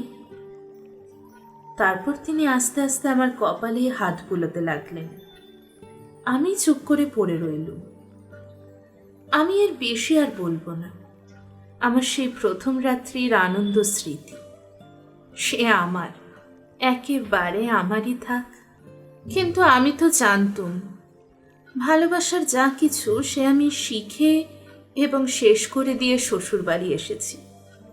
কিন্তু সে শেখা যে ডাঙায় হাত পা ছুঁড়ে সাঁতার শেখার মতো ভুল শেখা, এই সোজা কথাটা সেদিন যদি টের পেতাম, স্বামীর কোলের উপর থেকে আমার হাতখানা যে তার সর্বাঙ্গ দিয়ে শোষণ করে এই কথাটাই আমার বুকের ভেতর পৌঁছে দেবার মতো চেষ্টা করছিল, এই কথাটাই যদি সেদিন আমার কাছে ধরা পড়ত। সকালে ঘুম ভেঙে দেখলুম স্বামী ঘরে নেই, কখন উঠে গেছেন। হঠাৎ মনে হলো স্বপ্ন দেখিনি তো, কিন্তু চেয়ে দেখি সেই ওষুধের শিশিটা তখনও শিয়রের কাছে রয়েছে। কি যেন মনে হলো সেটা বারবার মাথায় ঠেকিয়ে তবে কুলুঙ্গিতে রেখে বাইরে এলুম। শাশুড়ি ঠাকুরন সেই দিন থেকে আমার উপর যে কড়া নজর রাখছিলেন সে আমি টের পেলুম। আমিও ভেবেছিলুম মরুককে, আমি কোনো কথায় আর থাকবো না। তাছাড়া দুদিন আসতে না আসতেই স্বামীর খাওয়া পড়া নিয়ে ঝগড়া, ছি ছি, লোকে শুনলেই বা কি বলবে। কিন্তু কবে যে এর মধ্যে আমার মনের উপর দাগ পড়ে গিয়েছিল, কবে যে তার খাওয়া পড়া নিয়ে ভেতরে ভেতরে উৎসুক হয়ে উঠেছিলাম, সে আমি নিজেই জানতুম না। তাই দুটো দিন যেতে না যেতেই আবার একদিন ঝগড়া করে ফেললুম। আমার স্বামীর কে একজন আড়তদার বন্ধু সেদিন সকালে মস্ত একটা রুই মাছ পাঠিয়েছিলেন। স্নান করতে পুকুরে যাচ্ছি, দেখি বারান্দার ওপর সবাই জড়ো হয়ে কথাবার্তা বলছে। কাছে এসে দাঁড়ালুম, মাছ কোটা হয়ে গেছে। মেজো যা তরকারি কুটছেন, শাশুড়ি বলে বলে দিচ্ছেন, এটা মাছের ঝোলের কুটনো, ওটা মাছের ডালনার কুটনো, ওটা মাছের অম্বলের কুটনো, এমনই সমস্তই প্রায় আঁশ রান্না। আজ একাদশী, তার এবং বিধবা মেয়ের খাবার হাঙ্গামা নেই। কিন্তু আমার স্বামীর জন্য কোনো ব্যবস্থাই দেখলুম না। তিনি বৈষ্ণব মানুষ, মাছ মাংস ছুঁতেন না। একটু ডাল, দুটো ভাজাভুজি, একটুখানি অম্বল হলেই তার খাওয়া হতো। অথচ ভালো খেতেও তিনি ভালোবাসতেন। এক আধ দিন একটু ভালো তরকারি হলে তার আহ্লাদের সীমা থাকতো না, তাও দেখেছি। বললুম, ওর জন্য কি হচ্ছে মা? শাশুড়ি বললেন, আজ আর সময় কই বৌমা, ওর জন্য দুটো আলু উচ্ছে ভাতে দিতে বলে দিয়েছি, আর তারপর একটু দুধ দেবো ক্ষণ। বললুম, সময় নেই কেন মা? শাশুড়ি বিরক্ত হয়ে বললেন, দেখতেই তো পাচ্ছ বৌমা, এতগুলো আঁশ রান্না হতেই তো 10টা-11টা বেজে যাবে। আজ আমার অখিলের 2-4জন বন্ধু বান্ধব খাবে, তারা হলো সব অফিসার মানুষ। 10টার মধ্যে খাওয়া না হলে পিত্তি পড়ে সারাদিন আর খাওয়াই হবে না। এর উপর আবার নিরামিষ রান্না করতে গেলে তো রাঁধুনি বাঁচে না, তার প্রাণটাও দেখতে হবে বাছা। রাগে সর্বাঙ্গ রিড়ি করে চলতে লাগলো। তবু কোনো মতে আত্মসংবরণ করে বললুম, শুধু আলু উচ্ছে ভাতে দিয়ে কি কেউ খেতে পারে? একটুখানি ডাল রাঁধবার কি সময় হতো না? তিনি আমার মুখের পানে কটমট করে চেয়ে বললেন, তোমার সঙ্গে তর্ক করতে পারি নে বাছা, আমার কাজ আছে। এতক্ষণ রাগ সামলেছিল, আর পারলুম না। বলে ফেললুম, কাজ সকলেরই আছে মা। তিনি 30 টাকার কেরানিগিরি করেন না বলে কুলি মজুর বলে তোমরা তুচ্ছ তাচ্ছিল্য করতে পারো, কিন্তু আমি তো পারি নে। আমি ওই দিয়ে তাকে খেতে দেব না। রাঁধুনি রাঁধতে না পারে, আমি যাচ্ছি। শাশুড়ি খানিকক্ষণ অবাক হয়ে আমার মুখের পানে চেয়ে থেকে বললেন, তুমি তো কাল এলে বৌমা, এতদিন তার কি করে খাওয়া হতো শুনি? বললুম, সে খোঁজে আমার দরকার নেই, কিন্তু কাল এলেও আমি কচি খুকি নই মা, এখন থেকে সেসব হতে দিতে পারবো না। রান্নাঘরে ঢুকে রাঁধুনিকে বললুম, বড়বাবুর জন্য নিরামিষ ডাল, ডালনা অম্বল হবে। তুমি না পারো, একটা উনুন ছেড়ে দাও, আমি এসে রাঁধছি। বলে আর কোনো তর্কতর্কের অপেক্ষা না করে স্নান করতে চলে গেলুম। স্বামীর বিছানা আমি রোজ নিজের হাতেই করতুম। এই ধপধপে সাদা বিছানাটার উপর ভেতরে ভেতরে যে একটা লোভ জন্মাচ্ছিল, হঠাৎ এতদিনের পর আজ বিছানা করবার সময় সে কথা জানতে পেরে নিজের কাছেই যেন লজ্জায় মরে গেলুম। ঘড়িতে 12টা বাজতে তিনি শুতে এলেন। কেন যে এত রাত পর্যন্ত জেগে বসে বই পড়ছিলুম, তার পায়ের শব্দ সে খবর আজ এমনই স্পষ্ট করে আমার কানে কানে বলে দিল যে লজ্জায় মুখ তুলে চাইতেও পারলাম না। স্বামী বললেন, এখনো শোনি যে? আমি বই থেকে মুখ তুলে ঘড়ির পানে তাকিয়ে যেন চমকে উঠল। তাই তো, 12টা বেজে গেছে। কিন্তু যিনি সব দেখতে পান তিনি দেখেছিলেন আমি 5 মিনিট অন্তর ঘড়ি দেখেছি। স্বামী শয্যায় বসে একটু হেসে বললেন, আজ আবার কি হাঙ্গামা বাঁধিয়েছিলে? কে বললে? সেদিন তোমাকে তো বলেছি আমি হাত গুনতে জানি। জানলে ভালোই, কিন্তু তোমার গোয়েন্দার নাম না বলো, তিনি কি কি দোষ আমার দিলেন শুনি। গোয়েন্দা দোষ দেয়নি, কিন্তু আমি দিচ্ছি। আচ্ছা জিজ্ঞাসা করি, এত অল্পে তোমার এত রাগ হয় কেন? অল্প? তুমি কি ভাবো তোমাদের ন্যায় অন্যায়ের বাটখারা দিয়ে সকলের ওজন চলবে? কিন্তু তাও বলছি, তুমি যে অল্প বলছো, এ অত্যাচার চোখে দেখলে তোমারও রাগ হতো। তিনি আবার একটু হাসলেন, বললেন, আমি বসতাম। আমার তো নিজের উপর অত্যাচারে রাগ করতে নেই। মহাপ্রভু আমাদের গাছের মতো সহিষ্ণু হতে বলেছেন, আর তোমাকে এখন থেকে তাই হতে হবে। কেন? আমার অপরাধ? বৈষ্ণবের স্ত্রী, এইমাত্র তোমার অপরাধ? তা হতে পারে, কিন্তু গাছের মতো অন্যায় সহ্য করা আমার কাজ নয়। তা সে যে প্রভুই আদেশ করুন। তাছাড়া যে লোক ভগবান পর্যন্ত মানে না, তার কাছে আবার মহাপ্রভু কি? স্বামী হঠাৎ যেন চমকে উঠলেন, বললেন, কে ভগবান মানে না? তুমি? হ্যাঁ আমি। ভগবান মানো না কেন? নেই বলে মানি নে, মিথ্যে বলে মানি নে। আমি লক্ষ্য করে দেখেছিলুম আমার স্বামীর হাসি মুখখানি ধীরে ধীরে ম্লান হয়ে আসছিল। এই কথার পরে সে মুখ একেবারে যেন ছায়ের মতো সাদা হয়ে গেল। একটুখানি চুপ করে থেকে বললেন, শুনেছিলুম তোমার মামা নাকি নিজেকে নাস্তিক বলতেন। আমি মাঝখানে ভুল শুধরে দিয়ে বললুম, তিনি নিজেকে নাস্তিক বলতেন না, অ্যাগনস্টিক বলতেন। স্বামী বিস্মিত হয়ে জিজ্ঞাসা করেন, সে আবার কি? আমি বললুম, অ্যাগনস্টিক তারা, যারা ঈশ্বর আছেন বা নেই কোনো কথাই বলে না। কথাটা শেষ না হতেই স্বামী বলে উঠলেন, থাক এসব আলোচনা, আমার সামনে তুমি কোনোদিনও আর এ কথা মুখে এনো না। তবু তর্ক করতে যাচ্ছিল, কিন্তু হঠাৎ তার মুখপানে চেয়ে আর আমার মুখে কথা জোগালো না। ভগবানের ওপর তার অচল বিশ্বাস আমি জানতাম, কিন্তু কোনো মানুষ যে আরেকজনের মুখ থেকে তার অস্বীকার শুনলে এত ব্যথা পেতে পারে এ ধারণাই আমার ছিল না। এই নিয়ে মামার বসবার ঘরে অনেক তর্ক নিজেও করেছি, অপরকেও করতে শুনেছি, রাগারাগি হয়ে যেতে বহুবার দেখেছি, কিন্তু এমন বেদনায় বিবর্ণ হয়ে যেতে কাউকে দেখিনি। আমি নিজেও ব্যথা বড় কম পেলুম না, কিন্তু কোনো তর্ক না করে এভাবে আমার মুখ বন্ধ করে দেওয়ার অপমানে আমার মাথা হেঁট হয়ে গেল। কিন্তু ভাবি, আমার অপমানের পালাটা এর ওপর দিয়ে কেন সেদিন শেষ হলো না? যে মাদুরটা পেতে আমি নিচে শুতুম, সেটা ঘরের কোণে গুটানো থাকত। আজকে সরিয়ে রেখেছিল বলতে পারিনি, খুঁজে পাচ্ছি না দেখে তিনি নিজে বিছানা থেকে একটা তোষক তুলে বললেন, আজ এটা পেতে শো, এত রাত্রে কোথা আর খুঁজে বেড়াবে বলো? তার কণ্ঠস্বরে বিদ্রুপ ব্যঙ্গের লেশ মাত্র ছিল না, তবুও কথাটা যেন অপমানের শুল হয়ে আমার বুকে বিঁধিল। রোজ তো আমি নিচেই শুই, সামান্য একখানা মাদুর পেতে যেমন তেমন ভাবে রাত্রি যাপন করাটাই তো ছিল আমার সবচেয়ে বড় গর্ব। কিন্তু স্বামীর ছোট্ট দুটি কথায় যে আজ আমার সেই গর্ব ঠিক তত বড় লাঞ্ছনায় রূপান্তরিত হয়ে দেখা দেবে, এ কে ভেবেছিল? অন্যত্র শোবার উপকরণ স্বামীর হাত থেকেই হাত পেতে নিলুম, কিন্তু শোয়া মাত্রই কান্নার ঢেউ যেন আমার গলা পর্যন্ত ফেনিয়ে উঠল।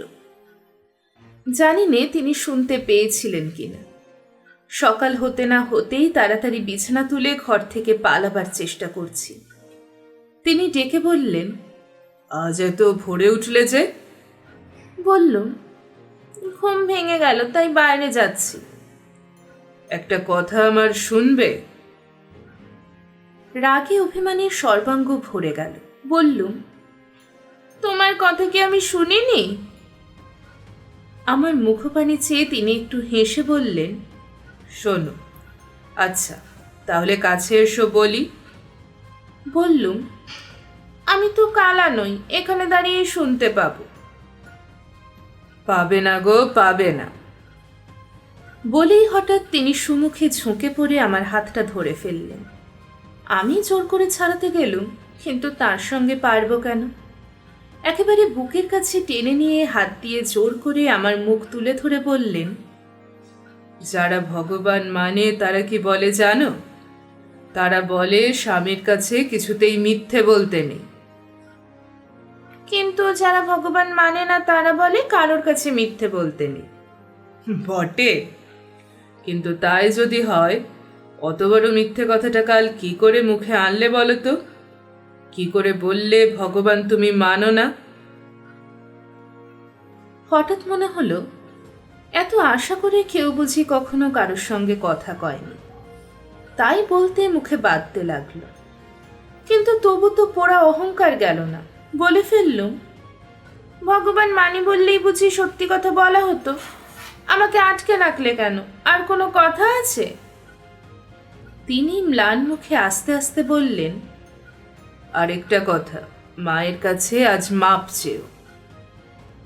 আমার সর্বাঙ্গ রাগে জ্বলে উঠল। বললুম, মাপ চাওয়াটা কি ছেলে খেলা, না তার কোনো অর্থ আছে? অর্থ তার এই যে সেটা তোমার কর্তব্য। তোমাদের ভগবান বুঝি বলেন যে নিরপরাধ সে গিয়ে অপরাধীর নিকট ক্ষমা চেয়ে কর্তব্য করুক? স্বামী আমাকে ছেড়ে দিয়ে আমার মুখের পানে খানিকক্ষণ চুপ করে চেয়ে রইলেন। তারপরে ধীরে ধীরে বললেন, ভগবানের নাম নিয়ে তামাশা করতে নেই, এ কথা ভবিষ্যতে কোনোদিনও আর যেন মনে করিয়ে দিতে আমায় না হয়। আমি তর্ক করতে ভালোবাসি না। মায়ের কাছে মাপ চাইতে না পারো, তার সঙ্গে আর কখনো বিবাদ করতে চেও না। বললুম, কেন? শুনতে পাইনি। না, নিষেধ করা আমার কর্তব্য, তাই নিষেধ করে দিলুম। এই বলে তিনি বাইরে যাবার জন্য উঠে দাঁড়ালেন। আমি আর সইতে পারলুম না, বললুম, কর্তব্য জ্ঞানটা তোমাদের যদি এত বেশি, সে কি আর কারো নেই? আমিও তো মানুষ, বাড়ির মধ্যে আমারও তো একটা কর্তব্য আছে। তা যদি তোমাদের ভালো না লাগে আমাকে বাপের বাড়ি পাঠিয়ে দাও, থাকলেই বিবাদ হবে, এই নিশ্চয়ই বলে দিচ্ছি। তিনি ফিরে দাঁড়িয়ে বললেন, তাহলে গুরুজনের সঙ্গে বিবাদ করাই বুঝি তোমার কর্তব্য? সে যদি হয়, যেদিন ইচ্ছে বাপের বাড়ি যাও, আমাদের কোনো আপত্তি নেই। স্বামী চলে গেলেন। আমি সেখানে ধপ করে বসে পড়লুম। মুখ দিয়ে শুধু আমার বার হলো, হায় রে, যার জন্যে চুরি করি সেই বলে চোর। সমস্ত সকালটা যে আমার কি করে কাটলো সে আমিই জানি। কিন্তু দুপুরবেলা স্বামীর মুখ থেকেই যে কথা শুনলুম, তাতে বিস্ময়ের আর অবধি রইল না। খেতে বসে শাশুড়ি বললেন, কাল তোমাকে বলিনি বাছা, কিন্তু এ বউ নিয়ে তো আমি গড় করতে পারি না ঘনশ্যাম। কালকের কাণ্ড তো শুনেছ? শুনেছি মা। তাহলে যা হোক এর একটা ব্যবস্থা করো। স্বামী একটুখানি হেসে বললেন, ব্যবস্থা করার মালিক তো তুমি নিজেই মা। তা কি আর পারি নে বাছা, একদিনেই পারি। এত বড় ধাড়ি মেয়ে, আমার তো বিয়ে দিতে ইচ্ছে ছিল না শুধু। সে কথা ভেবে আর লাভ কি মা? আর ভালো মন্দ যাই হোক, বাড়ির বড় বউকে তো আর ফেলতে পারবে না। ও চায় আমি একটু ভালো খাই দাই, ভালো, সেই ব্যবস্থাই কেন করে দাও না মা? অবাক করলি ঘনশ্যাম, আমি কি ভালো মন্দ খেতে দিতে জানি না যে আজও এসে আমাকে শিখিয়ে দেবে? আর তোমারই বা দোষ কি বাবা? অত বড় বউ যেদিন এসেছে সেই দিনই জানতে পেরেছি সংসার এবার ভাঙলো। তা বাছা আমার গিন্নিপনায় আর যদি না চলে, ওর হাতেই না হয় ভাড়ারের চাবি দিচ্ছি। কই গা বড় বৌমা, বেরিয়ে এসো গো, চাবি নিয়ে যাও। বলে শাশুড়ি ঝনাত করে চাবির গোছাটা রান্নাঘরের দাওয়ার উপর ফেলে দিলেন। স্বামী আর একটি কথাও কইলেন না। মুখ বুজে ভাত খেয়ে বাইরে যাবার সময় বলতে বলতে গেলেন, সব মেয়ে মানুষের ওই এক রোগ, কাকেই বা কি বলি। আমার বুকের মধ্যে যেন আহ্লাদের জোয়ার ডেকে উঠল। আমি যে কেন ঝগড়া করেছি তা উনি জানতে পেরেছেন। এই কথাটা শতবার মুখে আবৃত্তি করে সহস্র রকমের মনের মধ্যে অনুভব করতে লাগলো। সকালের সমস্ত ব্যথা আমার যেন ধুয়ে মুছে গেল। এখন কতবার মনে হয়, ছেলেবেলা থেকে কাজের অকাজের কত বই পড়ে কত কথাই শিখেছিল, কিন্তু এ কথাটা কোথাও যদি শিখতে পেতুম, পৃথিবীতে তুচ্ছ একটি কথা গুছিয়ে না বলবার দোষে, ছোট একটি কথা মুখ ফুটে না বলবার অপরাধে কত শত ঘর সংসারী না ছারখার হয়ে যায়। হয়তো তাহলে এ কাহিনী লেখবার আজ আবশ্যকই হতো না। তাই তো বারবার বলি, ওরে হতভাগী, এত শিখেছিলি, এটা শুধু শিখিসনি, মেয়ে মানুষের কার মানে মান। কার হতা ধরে তোদের মানের অট্টালিকা তাসের অট্টালিকার মতোই এক নিমেষে একটা ফুঁয়ে ধুলিস্যাৎ হয়ে যায়। তবে তোর কপাল পড়বে না তো পূর্বে কার? সমস্ত সন্ধ্যাবেলাটা ঘরে খিল দিয়ে যদি সাজসজ্জাই করলি, অসময়ে ঘুমের ভান করে যদি স্বামীর পালঙ্কের একধারে গিয়ে শুতেই পারলি, তাকে একটা সাড়া দিতেই কি তোর এমন কণ্ঠরোধ হলো? তিনি ঘরে ঢুকে দ্বিধায় সংকোচে বারবার ইতস্তত করে যখন বেরিয়ে গেলেন, একটা হাত বাড়িয়ে তার হাতটা ধরে ফেলতেই কি তোর হাতে পক্ষাঘাত হলো? সেই তো সারা রাত্রি ধরে মাটিতে পড়ে পড়ে কাঁদলি। একবার মুখ ফুটে বলতেই কি শুধু এত বাধা হলো যে, আচ্ছা তুমি তোমার বিছানাতে এসে শোও, আমি আমার ভূমি শয্যাতে না হয় ফিরে যাচ্ছি। অনেক বেলায় যখন ঘুম ভাঙলো, মনে হলো যেন জ্বর হয়েছে। উঠে বাইরে যাচ্ছি, স্বামী এসে ঘরে ঢুকলেন। আমি মুখ নিচু করে একপাশে দাঁড়িয়ে রইল। তিনি বললেন, তোমাদের গ্রামের নরেনবাবু এসেছেন। বুকের ভেতরটায় ধক করে উঠল। স্বামী বলতে লাগলেন, আমাদের নিখিলের তিনি কলেজের বন্ধু। চিতর বিলে হাঁস শিকার করবার জন্য কলকাতায় থাকতে সে বুঝি কবে নিমন্ত্রণ করে এসেছিল, তাই এসেছেন। তুমিও তাকে বেশ চেনো না? উফ, মানুষের স্পর্ধার কি একটা সীমা থাকতে নেই? ঘাড় নেড়ে জানালুম, আছে। কিন্তু ঘৃণায়, লজ্জায় নখ থেকে চুল পর্যন্ত আমার তেতো হয়ে গেল। স্বামী বললেন, তোমার প্রতিবেশীর আদর যত্নের ভার তোমাকেই নিতে হবে। শুনে এমনই চমকে উঠলুম যে ভয় হলো, হয়তো আমার চমকটা তার চোখে পড়েছে। কিন্তু এদিকে তার দৃষ্টি ছিল না। বললেন, কাল রাত্রি থেকেই মায়ের বাতটা ভয়ানক বেড়েছে। এদিকে নিখিল বাড়ি নেই, অখিলকেও তার আপিস করতে হবে। মুখ নিচু করে কোনো মতে বললুম, তুমি? আমার কিছুতেই থাকবার জো নেই। রায়গঞ্জে পাট কিনতে না গেলেই নয়। কখন ফিরবে? ফিরতে আবার কাল এই সময়, রাত্রিটা সেখানেই থাকতে হবে। তাহলে আর কোথাও তাকে যেতে বলো। আমি বউ মানুষ, শ্বশুরবাড়িতে তার সামনে বার হতে পারবো না। ছি, তা কি হয়? আমি সমস্ত ঠিক করে দিয়ে যাচ্ছি। তুমি সামনে না বার হও, আড়াল থেকে গুছিয়ে গাছিয়ে দিও। এই বলে তিনি বাইরে চলে গেলেন। সেই দিন 5 মাস পরে আবার নরেনকে দেখলুম। দুপুরবেলা সে খেতে বসেছিল। আমি রান্নাঘরের দোরের আড়ালে বসে কিছুতেই চোখের কৌতূহল থামাতে পারলুম না। কিন্তু চাইবা মাত্রই আমার সমস্ত মনটা এমন এক প্রকার বিতৃষ্ণায় ভরে গেল যে সে পরকে বোঝানো শক্ত। মস্ত একটা তেঁতুল বিছে এঁকে বেঁকে চলে যেতে দেখলে সর্বাঙ্গ যেমন করে ওঠে, অথচ যতক্ষণ যেটা দেখা যায় চোখ ফিরতে পারা যায় না, ঠিক তেমনি করে আমি নরেনের পানে চেয়ে রইল।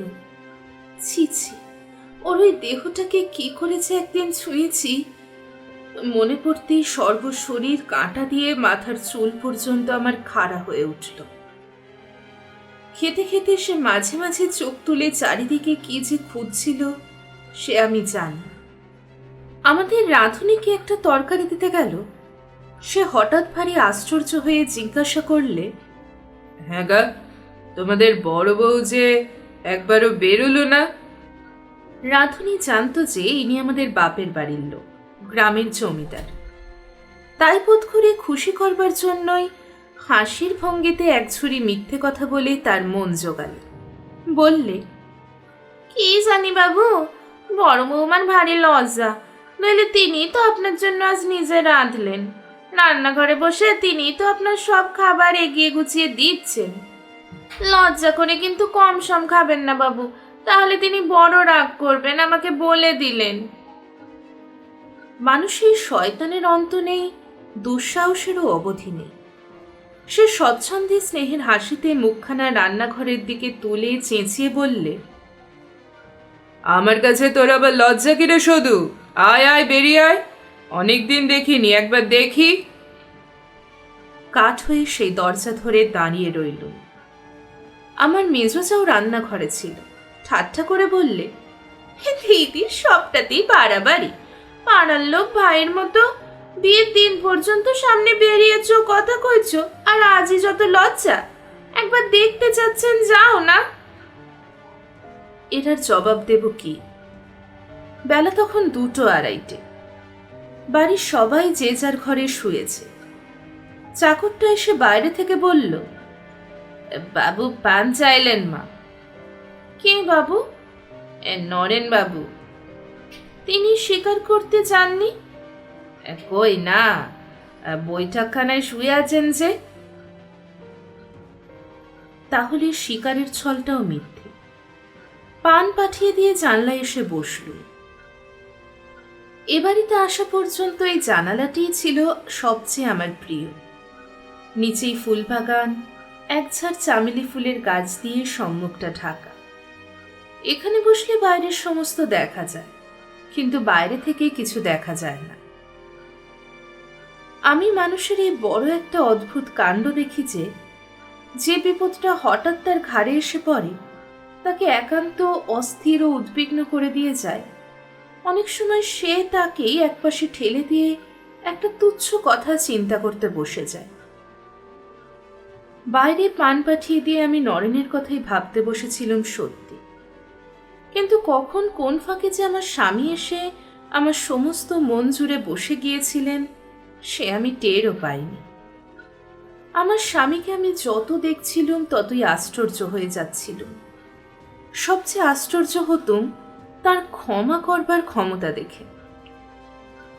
আগে আগে মনে হতো এ তার দুর্বলতা, পুরুষত্বের অভাব, শাসন করবার সাধ্য নেই বলেই ক্ষমা করেন। কিন্তু যতদিন যাচ্ছিল ততই টের পাচ্ছিলুম তিনি যেমন বুদ্ধিমান তেমনই দৃঢ়। আমাকে যে তিনি ভেতরে ভেতরে কত ভালোবেসেছেন সে তো আমি অসংশয়ে অনুভব করতে পারি, কিন্তু সে ভালোবাসার উপর এতটুকু জোর খাটাবার সাহস আমার তো হয় না। একদিন কথায় কথায় বলেছিলুম, আচ্ছা তুমি বাড়ির সর্বস্ব, কিন্তু তোমাকে যে বাড়ি শুদ্ধ সবাই অযত্ন অবহেলা করে, এমনকি অত্যাচার করে, একে তুমি ইচ্ছে করলে শাসন করে দিতে পারো না? তিনি হেসে জবাব দিয়েছিলেন, কই, কেউ তো অযত্ন করে না।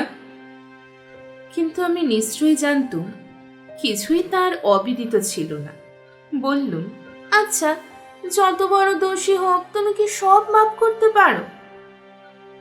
তিনি তেমনি হাসি মুখে বললেন, যে সত্যি ক্ষমা চায় তাকে করতেই হবে, এ যে আমাদের মহাপ্রভুর আদেশ গো।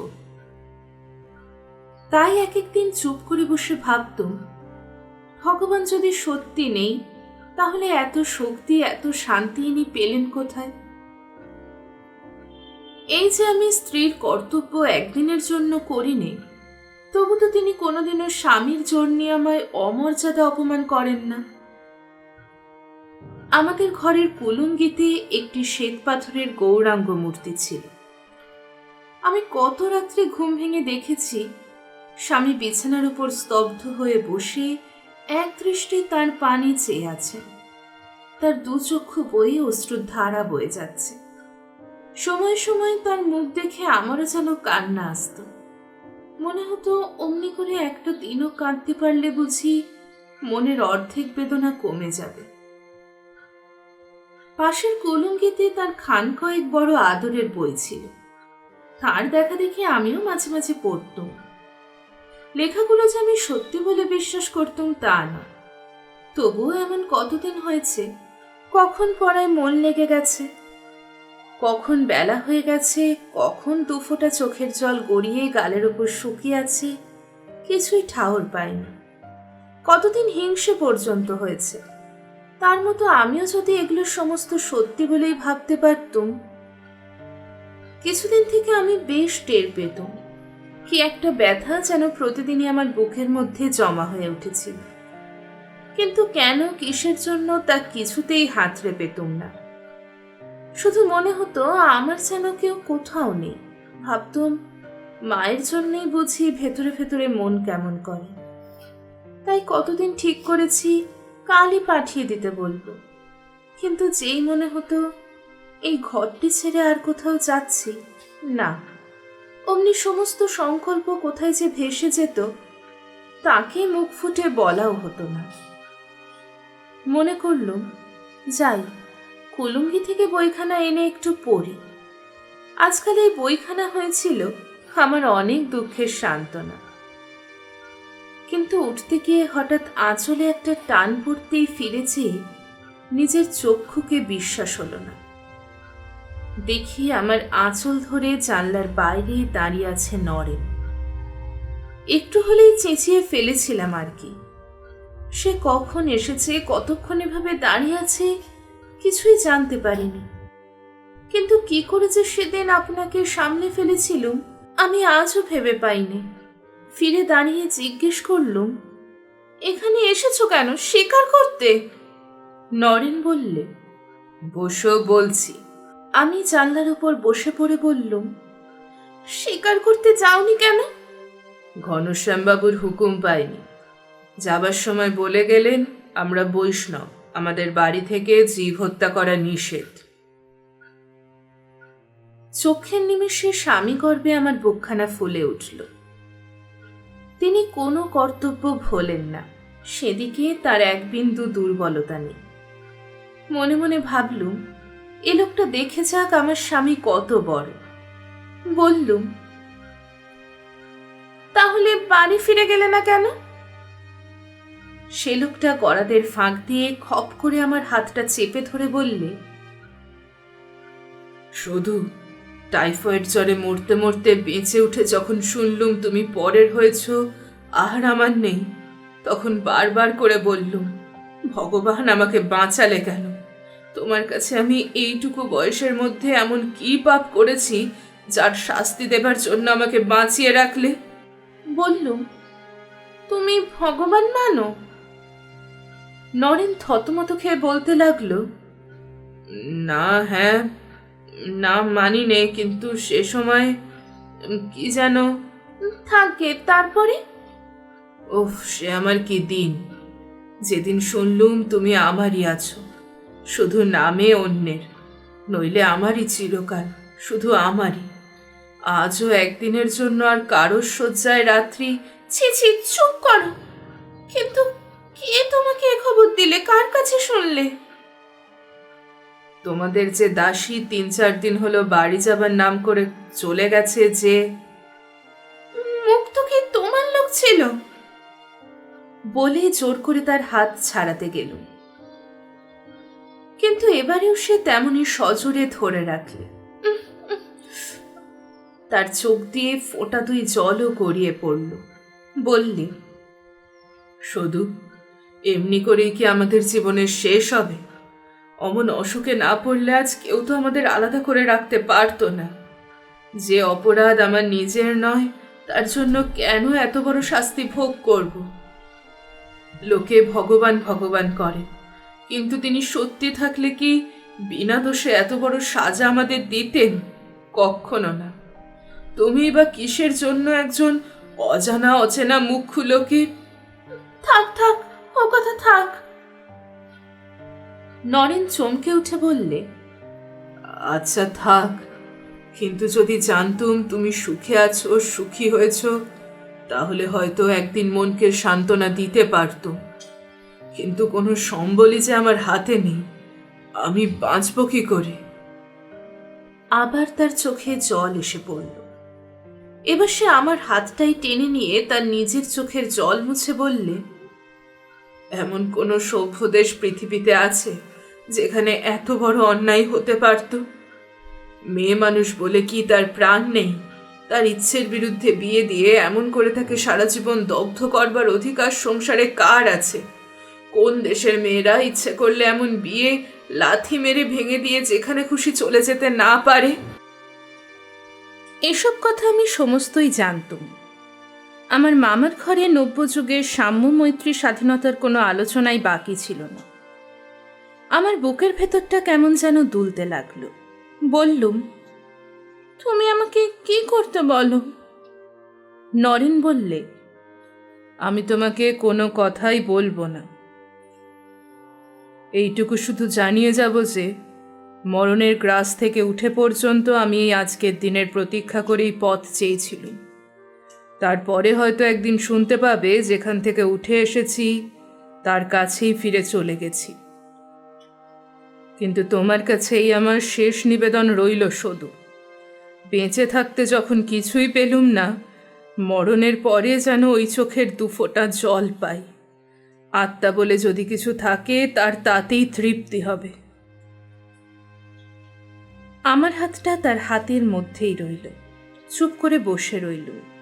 এখন ভাবি, সেদিন যদি ঘুণাগ্রেও জানতুম মানুষের মনের দাম এই, একেবারে উল্টো ধারায় বইয়ে দিতে এইটুকু মাত্র সময়, এইটুকু মাত্র মাল মশলার প্রয়োজন, তাহলে যেমন করে হোক সেদিন তার হাত ছাড়িয়ে নিয়ে জানালা বন্ধ করে দিতুম। কিছুতেই তার একটা কথাও কানে ঢুকতে দিতুম না। কটা কথা, কফটা চোখের জলই বা তার খরচ হয়েছিল। কিন্তু নদীর প্রচণ্ড স্রোতে পাতা শুদ্ধ সরকার যেমন করে কাঁপতে থাকে, তেমনি করে আমার সমগ্র দেহটা কাঁপতে লাগলো। মনে হতে লাগলো নরেন যেন কোনো অদ্ভুত কৌশলে আমার 5 আঙুলের ভেতর দিয়ে 500 বিদ্যুতের ধারা আমার সর্বাঙ্গে বইয়ে দিয়ে আমার পায়ের নখ থেকে চুলের ডগা পর্যন্ত অবশ করে আনছে।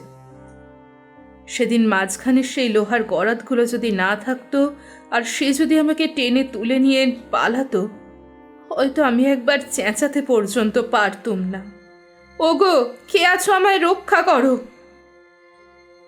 দুজনে কতক্ষণ এমন স্তব্ধ হয়েছিলুম জানি না। সে হঠাৎ বলে উঠল, শুধু কেন? তুমি তো বেশ জানো আমাদের মিথ্যে শাস্ত্রগুলো শুধু মেয়ে মানুষকে বেঁধে রাখবার শেকল মাত্র। যেমন করে হোক আটকে রেখে তাদের সেবা নেবার ফন্দি। সতীর মহিমা কেবল মেয়ে মানুষের বেলায়, পুরুষের বেলায় সব ফাঁকি। আত্মা যে করে সে কি মেয়ে মানুষের দেহে নেই? তার কি স্বাধীন সত্তা নেই?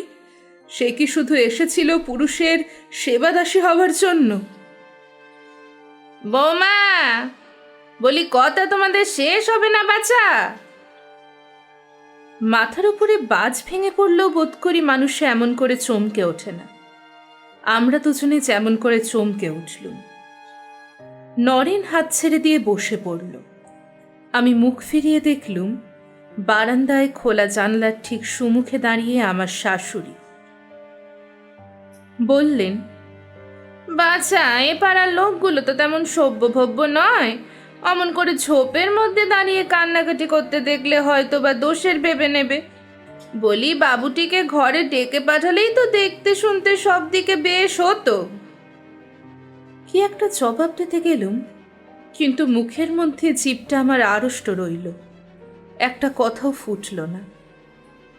তিনি একটুখানি হেসে বললেন, বলতে পারি নে বাছা, শুধু ভেবেই মরি বৌমাটি কেন আমার এত কষ্ট সয়ে মাটিতে শুয়ে থাকেন। তা বেশ, বাবুটি নাকি দুপুরবেলা চা খান, চা তৈরিও হয়েছে।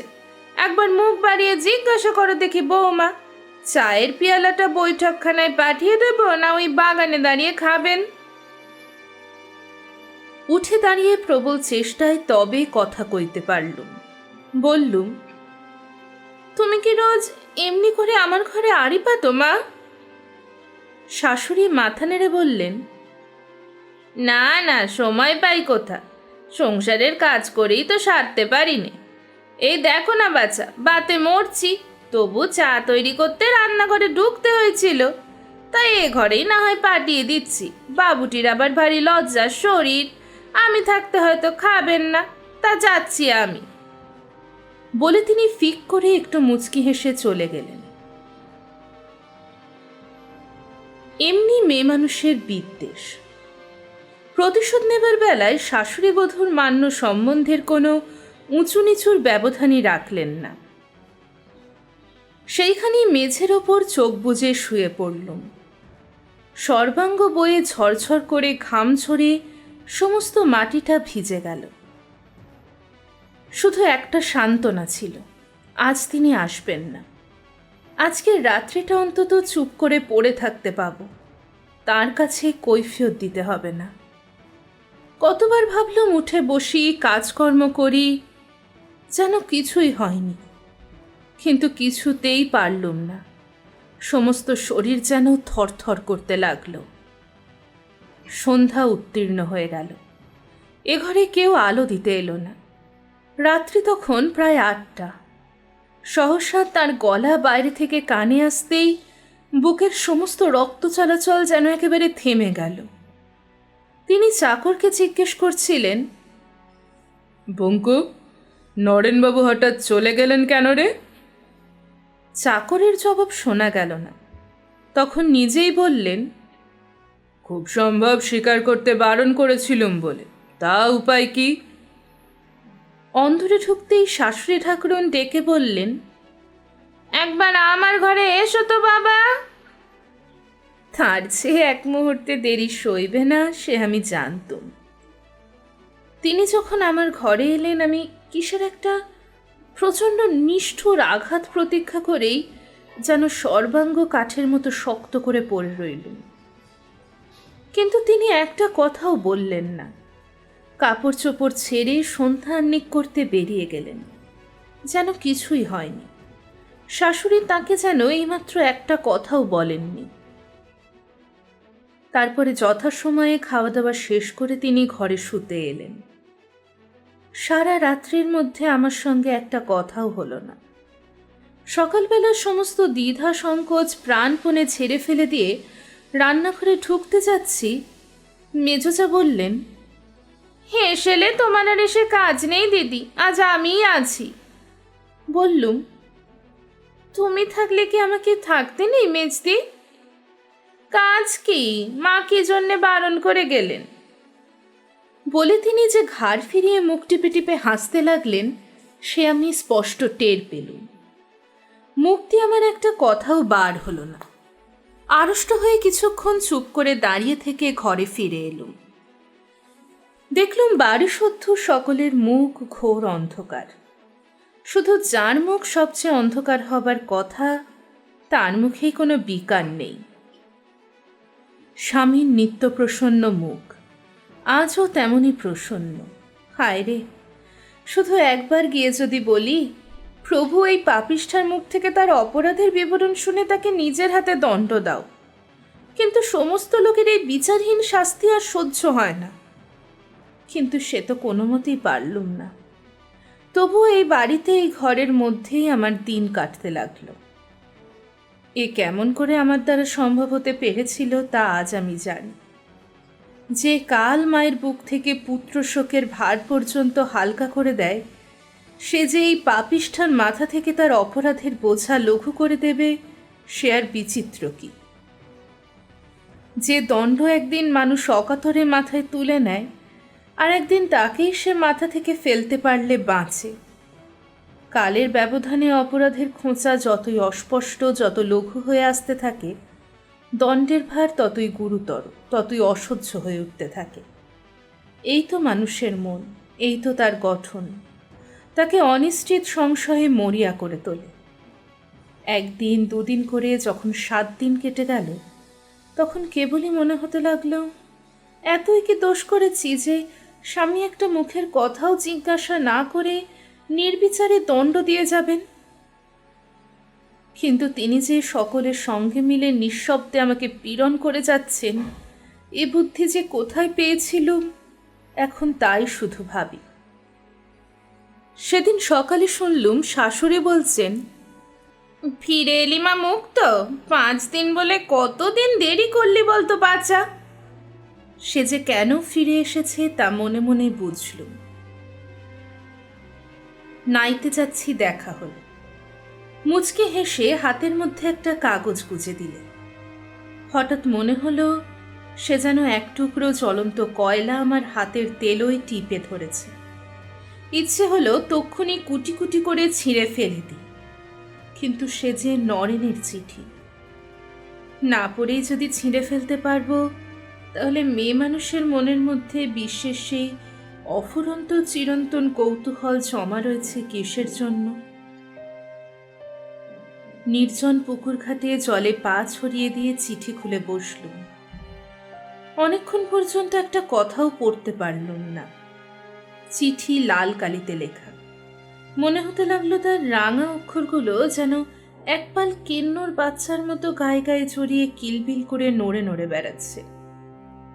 তারপরে পড়লুম, একবার, দুবার, 3 বার পড়লুম। তারপরে টুকরো টুকরো করে ছিঁড়ে জলে ভাসিয়ে দিয়ে স্নান করে ঘরে ফিরে এলুম। কি ছিল তাতে? সংসারে যা সবচেয়ে বড় অপরাধ তাই লেখা ছিল। ধোপা এসে বললে, মা ঠাকরুন, বাবুর ময়লা জামা কাপড় দাও। জামার পকেটগুলো সব দেখে দিতে গিয়ে একখানা পোস্টকার্ড বেরিয়ে এলো। হাতে তুলে দেখি আমার চিঠি, মা লিখেছেন। তারিখ দেখলুম 5 দিন আগের, কিন্তু আজও আমি পাইনি। পড়ে দেখি সর্বনাশ। মা লিখেছেন শুধু রান্নাঘরটি ছাড়া সমস্ত পুরে ভস্মসাৎ হয়ে গেছে। এই ঘরটির মধ্যে কোনো মতো সবাই মাথা গুজে আছেন। 2 চোখ জ্বালা করতে লাগলো, কিন্তু 1 ফোঁটা জল বেরোলো না। কতক্ষণ যে এভাবে বসেছিলাম জানিনি। ধোপার চিৎকারে আবার সজাগ হয়ে উঠল। তাড়াতাড়ি তাকে কাপড়গুলো ফেলে দিয়ে বিছানায় এসে শুয়ে পড়ল। এইবার চোখের জলে বালিশ ভিজে গেল। কিন্তু এই কি তার ঈশ্বর পরায়ণতা? আমার মা গরিব, এক বিন্দু সাহায্য করতে অনুরোধ করি, এই ভয়ে চিঠিখানা পর্যন্ত আমাকে দেয়া হয়নি। এত বড় ক্ষুদ্রতা আমার নাস্তিক মামার দ্বারা কি কখনো সম্ভব হতে পারত? আজ তিনি ঘরে আসতে কথা কইল। বললুম, আমাদের বাড়ি পুড়ে গেছে। তিনি মুখপানে চেয়ে বললেন, কোথায় শুনলে? গায়ের উপর পোস্টকার্ড ছুঁড়ে ফেলে দিয়ে জবাব দিল, ধোপাকে কাপড় দিয়ে তোমারই পকেট থেকে পেলুম। দেখো, আমাকে নাস্তিক বলে তুমি ঘৃণা করো জানি, কিন্তু যারা লুকিয়ে পরের চিঠি পড়ে, আড়ালে গোয়েন্দাগিরি করে বেড়ায়, তাদের আমরাও ঘৃণা করি। তোমার বাড়ি শুদ্ধ লোকেরই কি এই ব্যবসা? যে লোক নিজের অপরাধে মগ্ন হয়ে আছে তার মুখের এই কথা। কিন্তু আমি নিঃসংশয়ে বলতে পারি, এত বড় স্পর্ধিত আঘাত আমার স্বামী ছাড়া আর কেউ সহ্য করতে পারত না।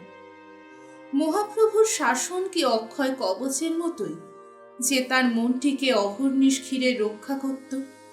আমার এমন তীক্ষ্ণ শুলও খান খান হয়ে পড়ে গেল। একটুখানি ম্লান হেসে বললেন, কেমন অন্যমনস্ক হয়ে পড়ে ফেলেছিলুম সদু, আমাকে মাফ কর। এই প্রথম তিনি আমাকে নাম ধরে ডাকলেন। বললুম, মিথ্যে কথা। তাহলে আমার চিঠি আমাকে দিতে কেন এ খবর লুকিয়েছো? কেন লুকিয়েছো তা আমি জানি। তিনি বললেন, শুধু দুঃখ পেতে বইতো না, তাই ভেবেছিলুম কিছুদিন পরে তোমাকে জানাবো। কেমন করে তুমি হাত গোনো সে আমার জানতে বাকি নেই। তুমি কি বাড়ি শুদ্ধ সবাইকে আমার পিছনে গোয়েন্দা লাগিয়েছো, স্পাই? ইংরেজ মহিলারা এমন স্বামীর মুখ পর্যন্ত দেখে না, তা জানো? ওরে হতভাগী, বল বল, যা মুখে আসে ভোলেন। শাস্তি তোর গেছে কোথায়? সবই যে তোলা রইল। স্বামী স্তব্ধ হয়ে বসে রইলেন, একটা কথারও জবাব দিলেন না। এখন ভাবি, এত ক্ষমা করতেও মানুষে পারে? কিন্তু আমার ভেতরে যত গ্লানি, যত অপমান এতদিন ধীরে ধীরে জমা হয়ে উঠেছিল, একবার মুক্তি পেয়ে তারা কোনো মতেই আর ফিরতে চাইলে না। একটু থেমে আবার বললুম, আমি হেসেলে ঢুকতে। তিনি একটুখানি যেন চমকে উঠে মাঝখানেই বলে উঠলেন, ওহ, তাই বটে, তাই আমার খাবার ব্যবস্থাটা আবার। বললুম, সেনালি সামান নয়। বাঙালির ঘরে জন্মেছি বলেই যে তোমরা খুঁজে খুঁজে আমাকে তিল তিল করে মারবে, সে অধিকার তোমাদের আমি কিছুতেই দেব না, তা নিশ্চয়ই জানো। আমার মামার বাড়িতে এখনো রান্নাঘরটা বাকি আছে, আমি তারই মধ্যে আবার ফিরে যাব। কাল আমি যাচ্ছি। স্বামী অনেকক্ষণ চুপ করে বসে থেকে বললেন, যাওয়াই উচিত বটে, কিন্তু তোমার গয়নাগুলো রেখে যে। শুনে অবাক হয়ে গেল। এত হীন, এত ছোট স্বামী স্ত্রী আমি। পোড়া মুখে হঠাৎ হাসি এল। বললুম, সেগুলো কেড়ে নিতে চাও তো? বেশ, আমি রেখেই যাব। প্রদীপের ক্ষীণ আলোতে স্পষ্ট দেখতে পেলুম তার মুখখানি যেন সাদা হয়ে গেল। বললেন, না না, তোমার কিছু গয়না আমি ভিক্ষে চাচ্ছি। আমার টাকার বড় অনটন, তাই বাধা দেব। কিন্তু এমন পোড়া কপালি আমি যে, ও মুখ দেখেও কথাটা বিশ্বাস করতে পারলুম না। বললুম, বাধা দাও, বেঁচে ফেলো, যা ইচ্ছা করো, তোমাদের গয়নার উপর আমার এতটুকু লোভ নেই। বলে তক্ষুনি বাক্স খুলে আমার সমস্ত গয়না বিছানার উপর ছুঁড়ে ফেলে দিল। যে দুগাছি বালা মা দিয়েছিলেন, সেই দুটি ছাড়া গা থেকে পর্যন্ত গয়না খুলে ফেলে দিল। তাতেও তৃপ্তি হলো না। বেনারসি, কাপড় জামা প্রভৃতি যা কিছু এরা দিয়েছিলেন, সমস্ত বার করে টান মেরে ফেলে দিল। স্বামী পাথরের মতো স্থির নির্বাক হয়ে বসে রইলেন। আমার ঘৃণায় বৃতৃষ্ণায় সমস্ত মনটা এমনই বিষিয়ে উঠল যে এক ঘরের মধ্যে থাকা অসহ্য হয়ে পড়ল। বেরিয়ে এসে অন্ধকার বারান্দায় এক ধারে আঁচল পেতে শুয়ে পড়ল। মনে হলো দৌড়ের আড়াল থেকে কে যেন বেরিয়ে গেল। কান্নায় বুক ফেটে যেতে লাগলো। তবু প্রাণপণে মুখে কাপড় কুঁজে দিয়ে মান বাঁচালো। কখন ঘুমিয়ে পড়েছিলুম জানি না। উঠে দেখি ভোর হয়। ঘরে গিয়ে দেখি বিছানা খালি। দু একখানা ছাড়া প্রায় সমস্ত গয়না নিয়ে তিনি কখন বেরিয়ে গেছেন। সারাদিন তিনি বাড়ি এলেন না। রাত্রি 12টা বেজে গেল, তার দেখা নেই। তন্ত্রার মধ্যেও বোধ করি সজাগ ছিল। রাত্রি 2টোর পর বাগানের দিকে সে জানলাটার গায়ে খটখট শব্দ শুনেই বুঝলুম এ নরেন। কেমন করে যেন আমি নিশ্চয়ই জানতাম আজ রাত্রে সে আসবে। স্বামী ঘরে নেই এ খবর মুক্ত দেবে, এবং এ সুযোগ সে কিছুতে ছাড়বে না। কোথাও কাছাকাছি সে যে আছেই এ যেন আমি ভাবি অমঙ্গলের মতো অনুভব করত। নরেন এত নিঃসংশয় ছিল যে সে অনায়াসে বললে, দেরি করো না, যেমন আছো বেরিয়ে এসো। মুখ তো খিড়কি খুলে দাঁড়িয়ে আছে। বাগান পার হয়ে রাস্তা দিয়ে অনেকখানি অন্ধকারে এগিয়ে গিয়ে গাড়িতে গিয়ে বসল। মা বসুমতী গাড়ি শুদ্ধ হতভাগীকে সেদিন গ্রাস করলে না কেন? কলকাতায় বউবাজারের একটা ছোট্ট বাসায় গিয়ে যখন উঠলুম তখন বেলা 8:30। আমাকে পৌঁছে দিয়েই নরেন তার নিজের বাসায় কিছুক্ষণের জন্য চলে গেল। দাসী উপরের ঘরে বিছানা পেতে রেখেছিল। টলতে টলতে গিয়ে শুয়ে পড়লুম। আশ্চর্য যে কথা কখনো ভাবিনি, সমস্ত ভাবনা ছেয়ে তখন সেই কথাই আমার মনে পড়তে লাগলো। আমি 9 বছর বয়সে একবার জলে ডুবে যাই। অনেক যত্ন চেষ্টার পরে জ্ঞান হলে মায়ের হাত ধরে ঘরের বিছানায় গিয়ে শুয়ে পড়ি। মা শিয়রে বসে এক হাতে মাথায় হাত বুলিয়ে দিয়ে এক হাতে পাখায় বাতাস করেছিলেন। মায়ের মুখ আর তাঁর সেই পাখা নিয়ে হাত নাড়াটা ছাড়া সংসারে আর যেন আমার কিছু রইল না। দাসী এসে বললে, বৌমা, কলে জল চলে যাবে, উঠে চান করে নাও। স্নান করে এলুম। উড়ে বামুন ভাত দিয়ে গেল। মনে হয় কিছু খেয়েও ছিলুম, কিন্তু উঠতে না উঠতে সমস্ত বমি হয়ে গেল। তারপর হাত মুখ ধুয়ে নির্জীবের মতো বিছানায় এসে শুয়ে পড়া মাত্রই বোধ করি ঘুমিয়ে পড়েছিলাম। স্বপ্ন দেখলুম স্বামীর সঙ্গে ঝগড়া করছি। তিনি তেমনি নীরবে বসে আছেন আর আমি গায়ের গয়না খুলে তার গায়ে ছুঁড়ে ফেলছি। কিন্তু গয়নাগুলো আর ফুরোয় না, আমার ছুঁড়ে ফেলাও থামে না। যত ফেলি ততই যেন কোথা থেকে গয়নায় সর্বাঙ্গ ভরে ওঠে। হঠাৎ হাতের ভারী অনন্তটা ছুঁড়ে ফেলতেই সেটা সজোরে গিয়ে তার কপালে লাগলো। সঙ্গে সঙ্গে তিনি চোখ বুজে শুয়ে পড়লেন, আর সেই ফাটা কপাল থেকে রক্তের ধারা ফিনকি দিয়ে কড়িকাঠি গিয়ে ঠেকতে লাগলো। এমন করে কতক্ষণ যে কেটেছিল আর কতক্ষণ যে কাটতে পারত বলতে পারিনি। যখন ঘুম ভাঙল তখন চোখের জলে বালিশ বিছানা ভিজে গেছে। চোখ চেয়ে দেখি তখন অনেক বেলা আছে, আর নরেন পাশে বসে আমাকে ঠেলা দিয়ে ঘুম ভাঙাচ্ছে। সে বললে, স্বপন দেখছিলে? ইস, এ হয়েছে কি? বলি কোঁচার খুঁট দিয়ে মুখ মুছিয়ে দিলে। স্বপন। এক মুহূর্তে মনটা যেন স্বস্তিতে ভরে গেল। চোখ রগড়ে উঠে বসে দেখলুম সুমুখেই মস্ত একটা কাগজে মোড়া পার্সেল। ও কি? তোমার জামা কাপড় সব কিনে আনলুম। তুমি কিনতে গেলে কেন? নরেন একটু হেসে বললে, আমি ছাড়া আর কে কিনবে হে? এত কান্না আমি আর কখনো কাঁদিনি। নরেন বললে, আচ্ছা, পা ছেড়ে উঠে বস বোন, আমি দিব্যি করছি। আমরা এক মায়ের পেটের ভাই বোন। তোকে যতই ভালোবাসি না কেন, তবু আমি আমার কাছ থেকে তোকে চিরকাল রক্ষে করব। চিরকাল? না না, তার পায়ের উপর আমাকে তোমরা ফেলে দিয়ে চলে এসো নরেন দাদা। আমার অদৃষ্টে যা হবার তা হোক। কাল সমস্ত রাত্রি তাকে চোখে দেখিনি, আজ আবার সমস্ত রাত্রি দেখতে না পেলে যে আমি মরে যাব ভাই। দাসী ঘরে প্রদীপ দিয়ে গেল। নরেন উঠে গিয়ে একটা মোড়ার উপরে বসে বললে, মুক্তোর কাছে আমি সমস্ত শুনেছি, কিন্তু তাকে যদি এতই ভালোবাসতে কোনোদিনও একসঙ্গে তাড়াতাড়ি বললুম, তুমি আমার বড় ভাই, এসব কথা আমাকে তুমি জিজ্ঞেস করো না। নরেন অনেকক্ষণ চুপ করে বসে থেকে বললে, আমি আজই তোমাকে তোমাদের বাগানের কাছে রেখে আসতে পারি, কিন্তু তিনি কি তোমাকে নেবেন? তখন গ্রামের মধ্যে তোমার কি দুর্গতি হবে বলো তো?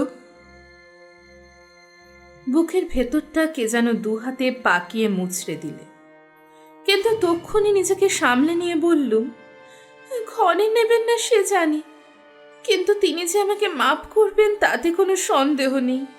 যত বড় অপরাধ হোক, সত্যি সত্যি মাপ চাইলে তার না বলবার জো নেই। এ যে আমি তার মুখেই শুনেছি ভাই। আমাকে তুমি তার পায়ের তলায় রেখে এসো নরেন দাদা, ভগবান তোমাকে রাজ্যেশ্বর করবেন, আমি কায় মনে বলছি। মনে করেছিলাম আর চোখের জল ফেলবো না, কিন্তু কিছুতেই ধরে রাখতে পারলুম না। আবার ঝরঝর করে পড়তে লাগলো। নরেন মিনিটখানেক চুপ করে থেকে বললে, সদু, তুমি কি সত্যিই ভগবান মানো? আজ চরম দুঃখে মুখ দিয়ে পরম সত্য বার হয়ে গেল। বললুম, মানি, তিনি আছেন বলেই তো এত করেও ফিরে যেতে চাইছি, নইলে এখানে গলায় দড়ি দিয়ে মরতুম নরেন দাদা, ফিরে যাবার কথা মুখে আনতুম না। নরেন বললে, কিন্তু আমি তো মানি নে। তাড়াতাড়ি বলে উঠলুম, আমি বলছি আমার মতো তুমিও একদিন নিশ্চয়ই মানবে। সে তখন বোঝা যাবে। এই বলে নরেন গম্ভীর মুখে বসে রইল। মনে মনে কে যেন ভাবছে বুঝতে পেরে আমি ব্যাকুল হয়ে উঠলুম। আমার 1 মিনিট দেরি সইছিল না। বললাম, আমাকে কখন রেখে আসবে নরেন দাদা? নরেন মুখ তুলে ধীরে ধীরে বললে, সে কখনো তোমাকে নেবে না। সে চিন্তা কেন করছো ভাই? নিন না নিন সে তার ইচ্ছে, কিন্তু আমাকে তিনি ক্ষমা করবেন এ কথা নিশ্চয়ই বলতে পারি। ক্ষমা না নিলে ক্ষমা করা না করা দুই সমান। তখন তুমি কোথায় যাবে বলো তো? সমস্ত পাড়ার মধ্যে কত বড় একটা বিশ্রী হইচই গন্ডগোল পড়ে যাবে, একবার ভেবে দেখো দেখি। ভয়ে ভয়ে কাঁদো কাঁদো হয়ে বললুম, সে ভাবনা এতটুকু করো না নরেন দাদা, তখন তিনি আমার উপায় করে দেবেন। নরেন আবার কিছুক্ষণ চুপ করে থেকে বললে, আর তোমারই না হয় একটা উপায় করবেন, কিন্তু আমার তো করবেন না, তখন? এ কথার কি যে জবাব দেব ভেবে পেলুম না। বললুম, তাতে এবার তোমার ভয় কি? নরেন ম্লান মুখে জোর করে একটু হেসে বললে, হয় এমন কিছু না, 5-7 বছরের জন্য জেল খাটতে হবে। শেষকালে এমন করে তুমি আমাকে ডোবাবে জানলে আমি এতে হাতই দিতুম না। মনের এতটুকু স্থিরতা নেই, এ কি ছেলে খেলা? আমি কেঁদে ফেলে বললুম, তবে আমার কি উপায় হবে ভাই? আমার সমস্ত অপরাধ তার পায়ে নিবেদন না করে তো আমি কিছুতে বাঁচব না। নরেন দাঁড়িয়ে উঠে বললে, শুধু নিজের কথাই ভাবছো, আমার বিপদ তো ভাবছো না। এখন সব দিক না বুঝে আমি কোনো কাজ করতে পারবো না। ও কি, বাসায় যাচ্ছ নাকি? রাগে দুঃখে হতাশাতে আমি মাটিতে লুটিয়ে পড়ে মাথা খুঁটে কাঁদতে লাগলুম। তুমি সঙ্গে না যাও, এইখান থেকে আমার যাবার উপায় করে দাও, আমি একলা ফিরে যাব। ওগো, আমি তার দিব্যি করে বলছি, আমি কারোর নাম করব না, কাউকে বিপদে জড়াবো না, সমস্ত শাস্তি একা মাথা পেতে নেব। তোমার দুটি পায়ে পড়ি নরেন্দা, আমাকে আটকে রেখে আমার সর্বনাশ করো না। মুখ তুলে দেখি সে ঘরে নেই, পা টিপে টিপে বেরিয়ে গেছে। ছুটে গিয়ে সদর দরজায় দেখি তালা বন্ধ। উড়ে বামুন বললে, বাবু চাবি নিয়ে চলে গেছেন, কাল সকালে এসে খুলে দেবেন। ঘরে ফিরে এসে আরেকবার মাটির ওপর লুটিয়ে পড়ে কাঁদতে কাঁদতে বললুম, ভগবান, কখনো তোমাকে ডাকিনি, আজ ডাকছি। তোমার এই একান্ত নিরুপায় মহাপাপিষ্ট সন্তানের গতি দাও। আমার সে ডাক কত প্রচণ্ড, তার শক্তি যে কত দুর্নিবার, আজ সে শুধু আমিই জানি। তবু 7 দিন কেটে গেল, কিন্তু কেমন করে যে কাটলো সে ইতিহাস বলবার আমার সামর্থ্যও নেই, ধৈর্যও নেই। সে যাক। বিকেলবেলায় আমার ওপরের ঘরের জানালায় বসে নিচে গলির পানে তাকিয়েছিল। আপিসের ছুটি হয়ে গেছে। সারাদিনের খাটুনির পর বাবুরা বাড়িমুখো হন হন করে চলেছে। অধিকাংশই সামান্য গৃহস্থ। তাদের বাড়ির ছবি আমার চোখের ওপর স্পষ্ট ফুটে উঠল। বাড়ির মেয়েদের মধ্যে এখন সবচেয়ে কারা বেশি ব্যস্ত, জলখাবার সাজাতে, চা তৈরি করতে, সবচেয়ে কারা বেশি ছুটোছুটি করে বেড়াচ্ছে, সেটা মনে হতেই বুকের ভেতরটা ধক করে উঠল। মনে পড়ল তিনিও সমস্ত দিন হাড় ভাঙা পরিশ্রমের পর বাড়ি ফিরে এলেন।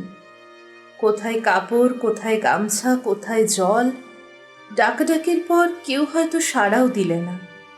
তারপরে হয়তো মেজদয়ারের খাবারের সঙ্গে তারও একটুখানি জল খাবারের জোগাড় মেজ বউ করে রেখেছে, না হয় ভুলেই গেছে। আমি তো আর নেই, ভুলতে ভয়ই বাকি। হয়তো বা শুধু 1 গেলাস জল চেয়ে খেয়ে ময়লা বিছানাটা কোঁচা দিয়ে একটু ঝেড়ে নিয়ে শুয়ে পড়বেন। তারপরে রাত দুপুরে 2 শুকনো ঝরঝরে ভাত, একটু ভাতে পোড়া। ও বেলার একটুখানি ডাল হয়তোবা আছে, হয়তোবা উঠে গেছে। সকলে দিয়ে থুয়ে দুধ একটু বাঁচে তো সে পরম ভাগ্য। নিরীহ ভালো মানুষ, কাউকে কড়া কথা বলতে পারেন না, কারোর উপর রাগ দেখাতে জানেন না। ওরে মহাপাতকী, এত বড় নিষ্ঠুর মহাপাপ তোর চেয়ে বেশি সংসারে কেউ কে কোনোদিনও করেছে? ইচ্ছে হলো এই লোহার গড়াদেতে মাথাটা ছিঁচে ফেলে সমস্ত ভাবনা চিন্তার এইখানেই শেষ করে দিই। বোধ করি অনেকক্ষণ পর্যন্ত কোনো দিকেই চোখ ছিল না। হঠাৎ কড়ানাড়ার শব্দে চমকে উঠে দেখি সদর দরজায় দাঁড়িয়ে নরেন আর মুক্ত। তাড়াতাড়ি চোখ মুছে ফেলে নিচের বিছানায় উঠে এসে বসলুম। সেই দিন থেকে নরেন আর আসেনি। আমার সমস্ত মন যে কোথায় পড়ে আছে সে নিঃসংশয়ে বুঝতে পেরেছিল বলে ভয়ই এদিক মারাত না। তার নিজের ধারণা জন্মেছিল বিপদে পড়লে স্বামীর বিরুদ্ধে আমি তার উপকারেই লাগব না। তাই তার ভয়ও যেমন হয়েছিল, রাগও তেমনই হয়েছিল। ঘরে ঢুকে আমার দিকে চেয়েই দুজনে একসঙ্গে চমকে উঠল। নরেন বললে, তোমার এত অসুখ করেছিল তো আমাকে খবর দাওনি কেন? তোমার বামুনটা তো আমার বাসা চেনে। ঝি দালানে ঝাড় দিচ্ছিল। সে খপ করে বলে বসল, অসুখ করবে কেন? শুধু জল খেয়ে থাকলে মানুষ রোগা হবে না বাবু? 2 বেলা দেখছি ভাতের থালা যেমন বাড়া হয় তেমনই পড়ে থাকে, অর্ধেক দিন তো হাতও দেন না। শুনে দুজনেই স্তব্ধ হয়ে আমার পানে চেয়ে দাঁড়িয়ে রইল। সন্ধ্যার পর নরেন বাসায় চলে গেলে মুক্তকে নিচে টেনে নিয়ে বললুম, কেমন আছেন তিনি? মুক্ত কেঁদে ফেললে, বললে, অদৃষ্ট ছাড়া পথ নেই বৌমা, নইলে এমন স্বামীর ঘর করতে পেলে না। তুই তো ঘর করতে দিলি না মুক্ত। মুক্ত চোখ মুছে বললে, মনে হলে বুকের ভিতরটায় যে কি করতে থাকে সে আর তোমাকে কি বলবো। বাবু ছাড়া সবাই জানে তুমি বাড়ি পড়ার খবর পেয়ে রাত্রিরেই রাগারাগি করে বাপের বাড়ি চলে গেছো। তোমার শাশুড়িও তার হুকুম নেওয়া হয়নি বলে রাগ করে তার সঙ্গে কথাবার্তাই বন্ধ করে দিয়েছে। মাগি কি বজ্জাত, মাহা কি বজ্জাত। যে কষ্টটা বাবুকে দিচ্ছে দেখলে পাষাণেরও দুঃখ হয়। সাধে কি আর তুমি ঝগড়া করতে বৌমা? ঝগড়া করা আমার চিরকালের জন্য ঘুচে গেল। বলতে গিয়ে সত্যি সত্যি যেন দম আটকে এলো। আজ মুক্তর কাছে শুনতে পেলুম আমাদের পোড়া বাড়ি আবার মেরামত হচ্ছে। তিনি টাকা দিয়েছেন। হয়তো সেজন্যই আমার গয়নাগুলো হঠাৎ বাঁধা দেবার তার প্রয়োজন হয়েছিল। বললুম, বল মুক্ত, সব বল। যত রকমের বুক ফাটা খবর আছে সমস্ত আমাকে একটি একটি করে শোনা। এতটুকু দয়া তোরা আমাকে করিস নে। মুক্ত বললে, এবারের ঠিকানা তিনি জানেন। শিউরে উঠে বললুম, কি করে? মাসখানেক আগে যখন এবারই তোমার জন্যই ভাড়া নেওয়া হয় তখন আমি জানতুম। তারপর একদিন নদীর ধারে নরেনবাবুর সঙ্গে আমাকে লুকিয়ে কথা কইতে তিনি নিজের চোখে দেখেছিলেন। তারপর বামুনের পা ছুঁয়ে মিথ্যে বলতে পারলুম না বৌমা। চলে আসবার দিন এ বাসার ঠিকানা বলে ফেললুম। এলিয়ে মুক্তর কোলের ওপরেই চোখ বুজে শুয়ে পড়লুম। অনেকক্ষণ পরে মুক্ত বললে, বৌমা, কেন মুক্ত? যদি তিনি তোমাকে ফিরিয়ে নিতে এসে পড়েন? প্রাণপণ বলে উঠে বসে মুক্তর মুখ চেপে ধরলুম। না মুক্ত, ও কথা তোকে আমি বলতে দেব না। আমার দুঃখ আমাকে সজ্ঞানে বইতে দে।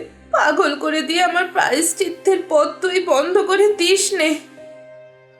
মুক্ত জোর করে তার মুখ ছাড়িয়ে নিয়ে বললে, আমাকেও তো প্রায়শ্চিত্তই করতে হবে বৌমা।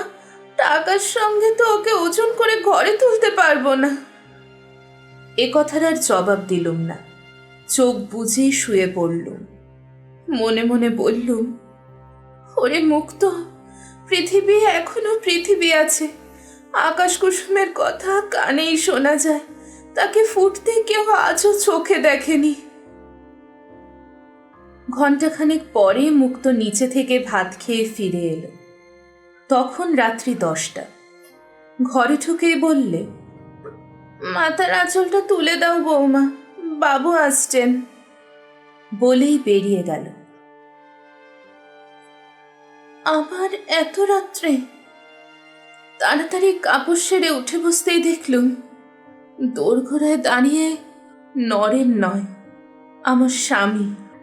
বললেন, তোমাকে কিছুই বলতে হবে না। আমি জানি তুমি আমারই আছো। বাড়ি চলো।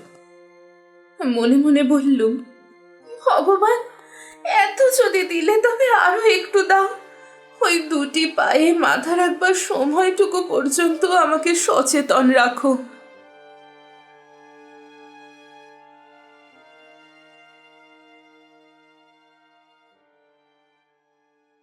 এখানেই শেষ হলো শরৎচন্দ্র চট্টোপাধ্যায়ের লেখা স্বামী। গল্পটি কেমন লাগলো অবশ্যই জানাবেন কমেন্ট বক্সে। আর এখনও আমার চ্যানেলটি সাবস্ক্রাইব করে না থাকলে এক্ষুনি চ্যানেলটিকে সাবস্ক্রাইব করে নিন।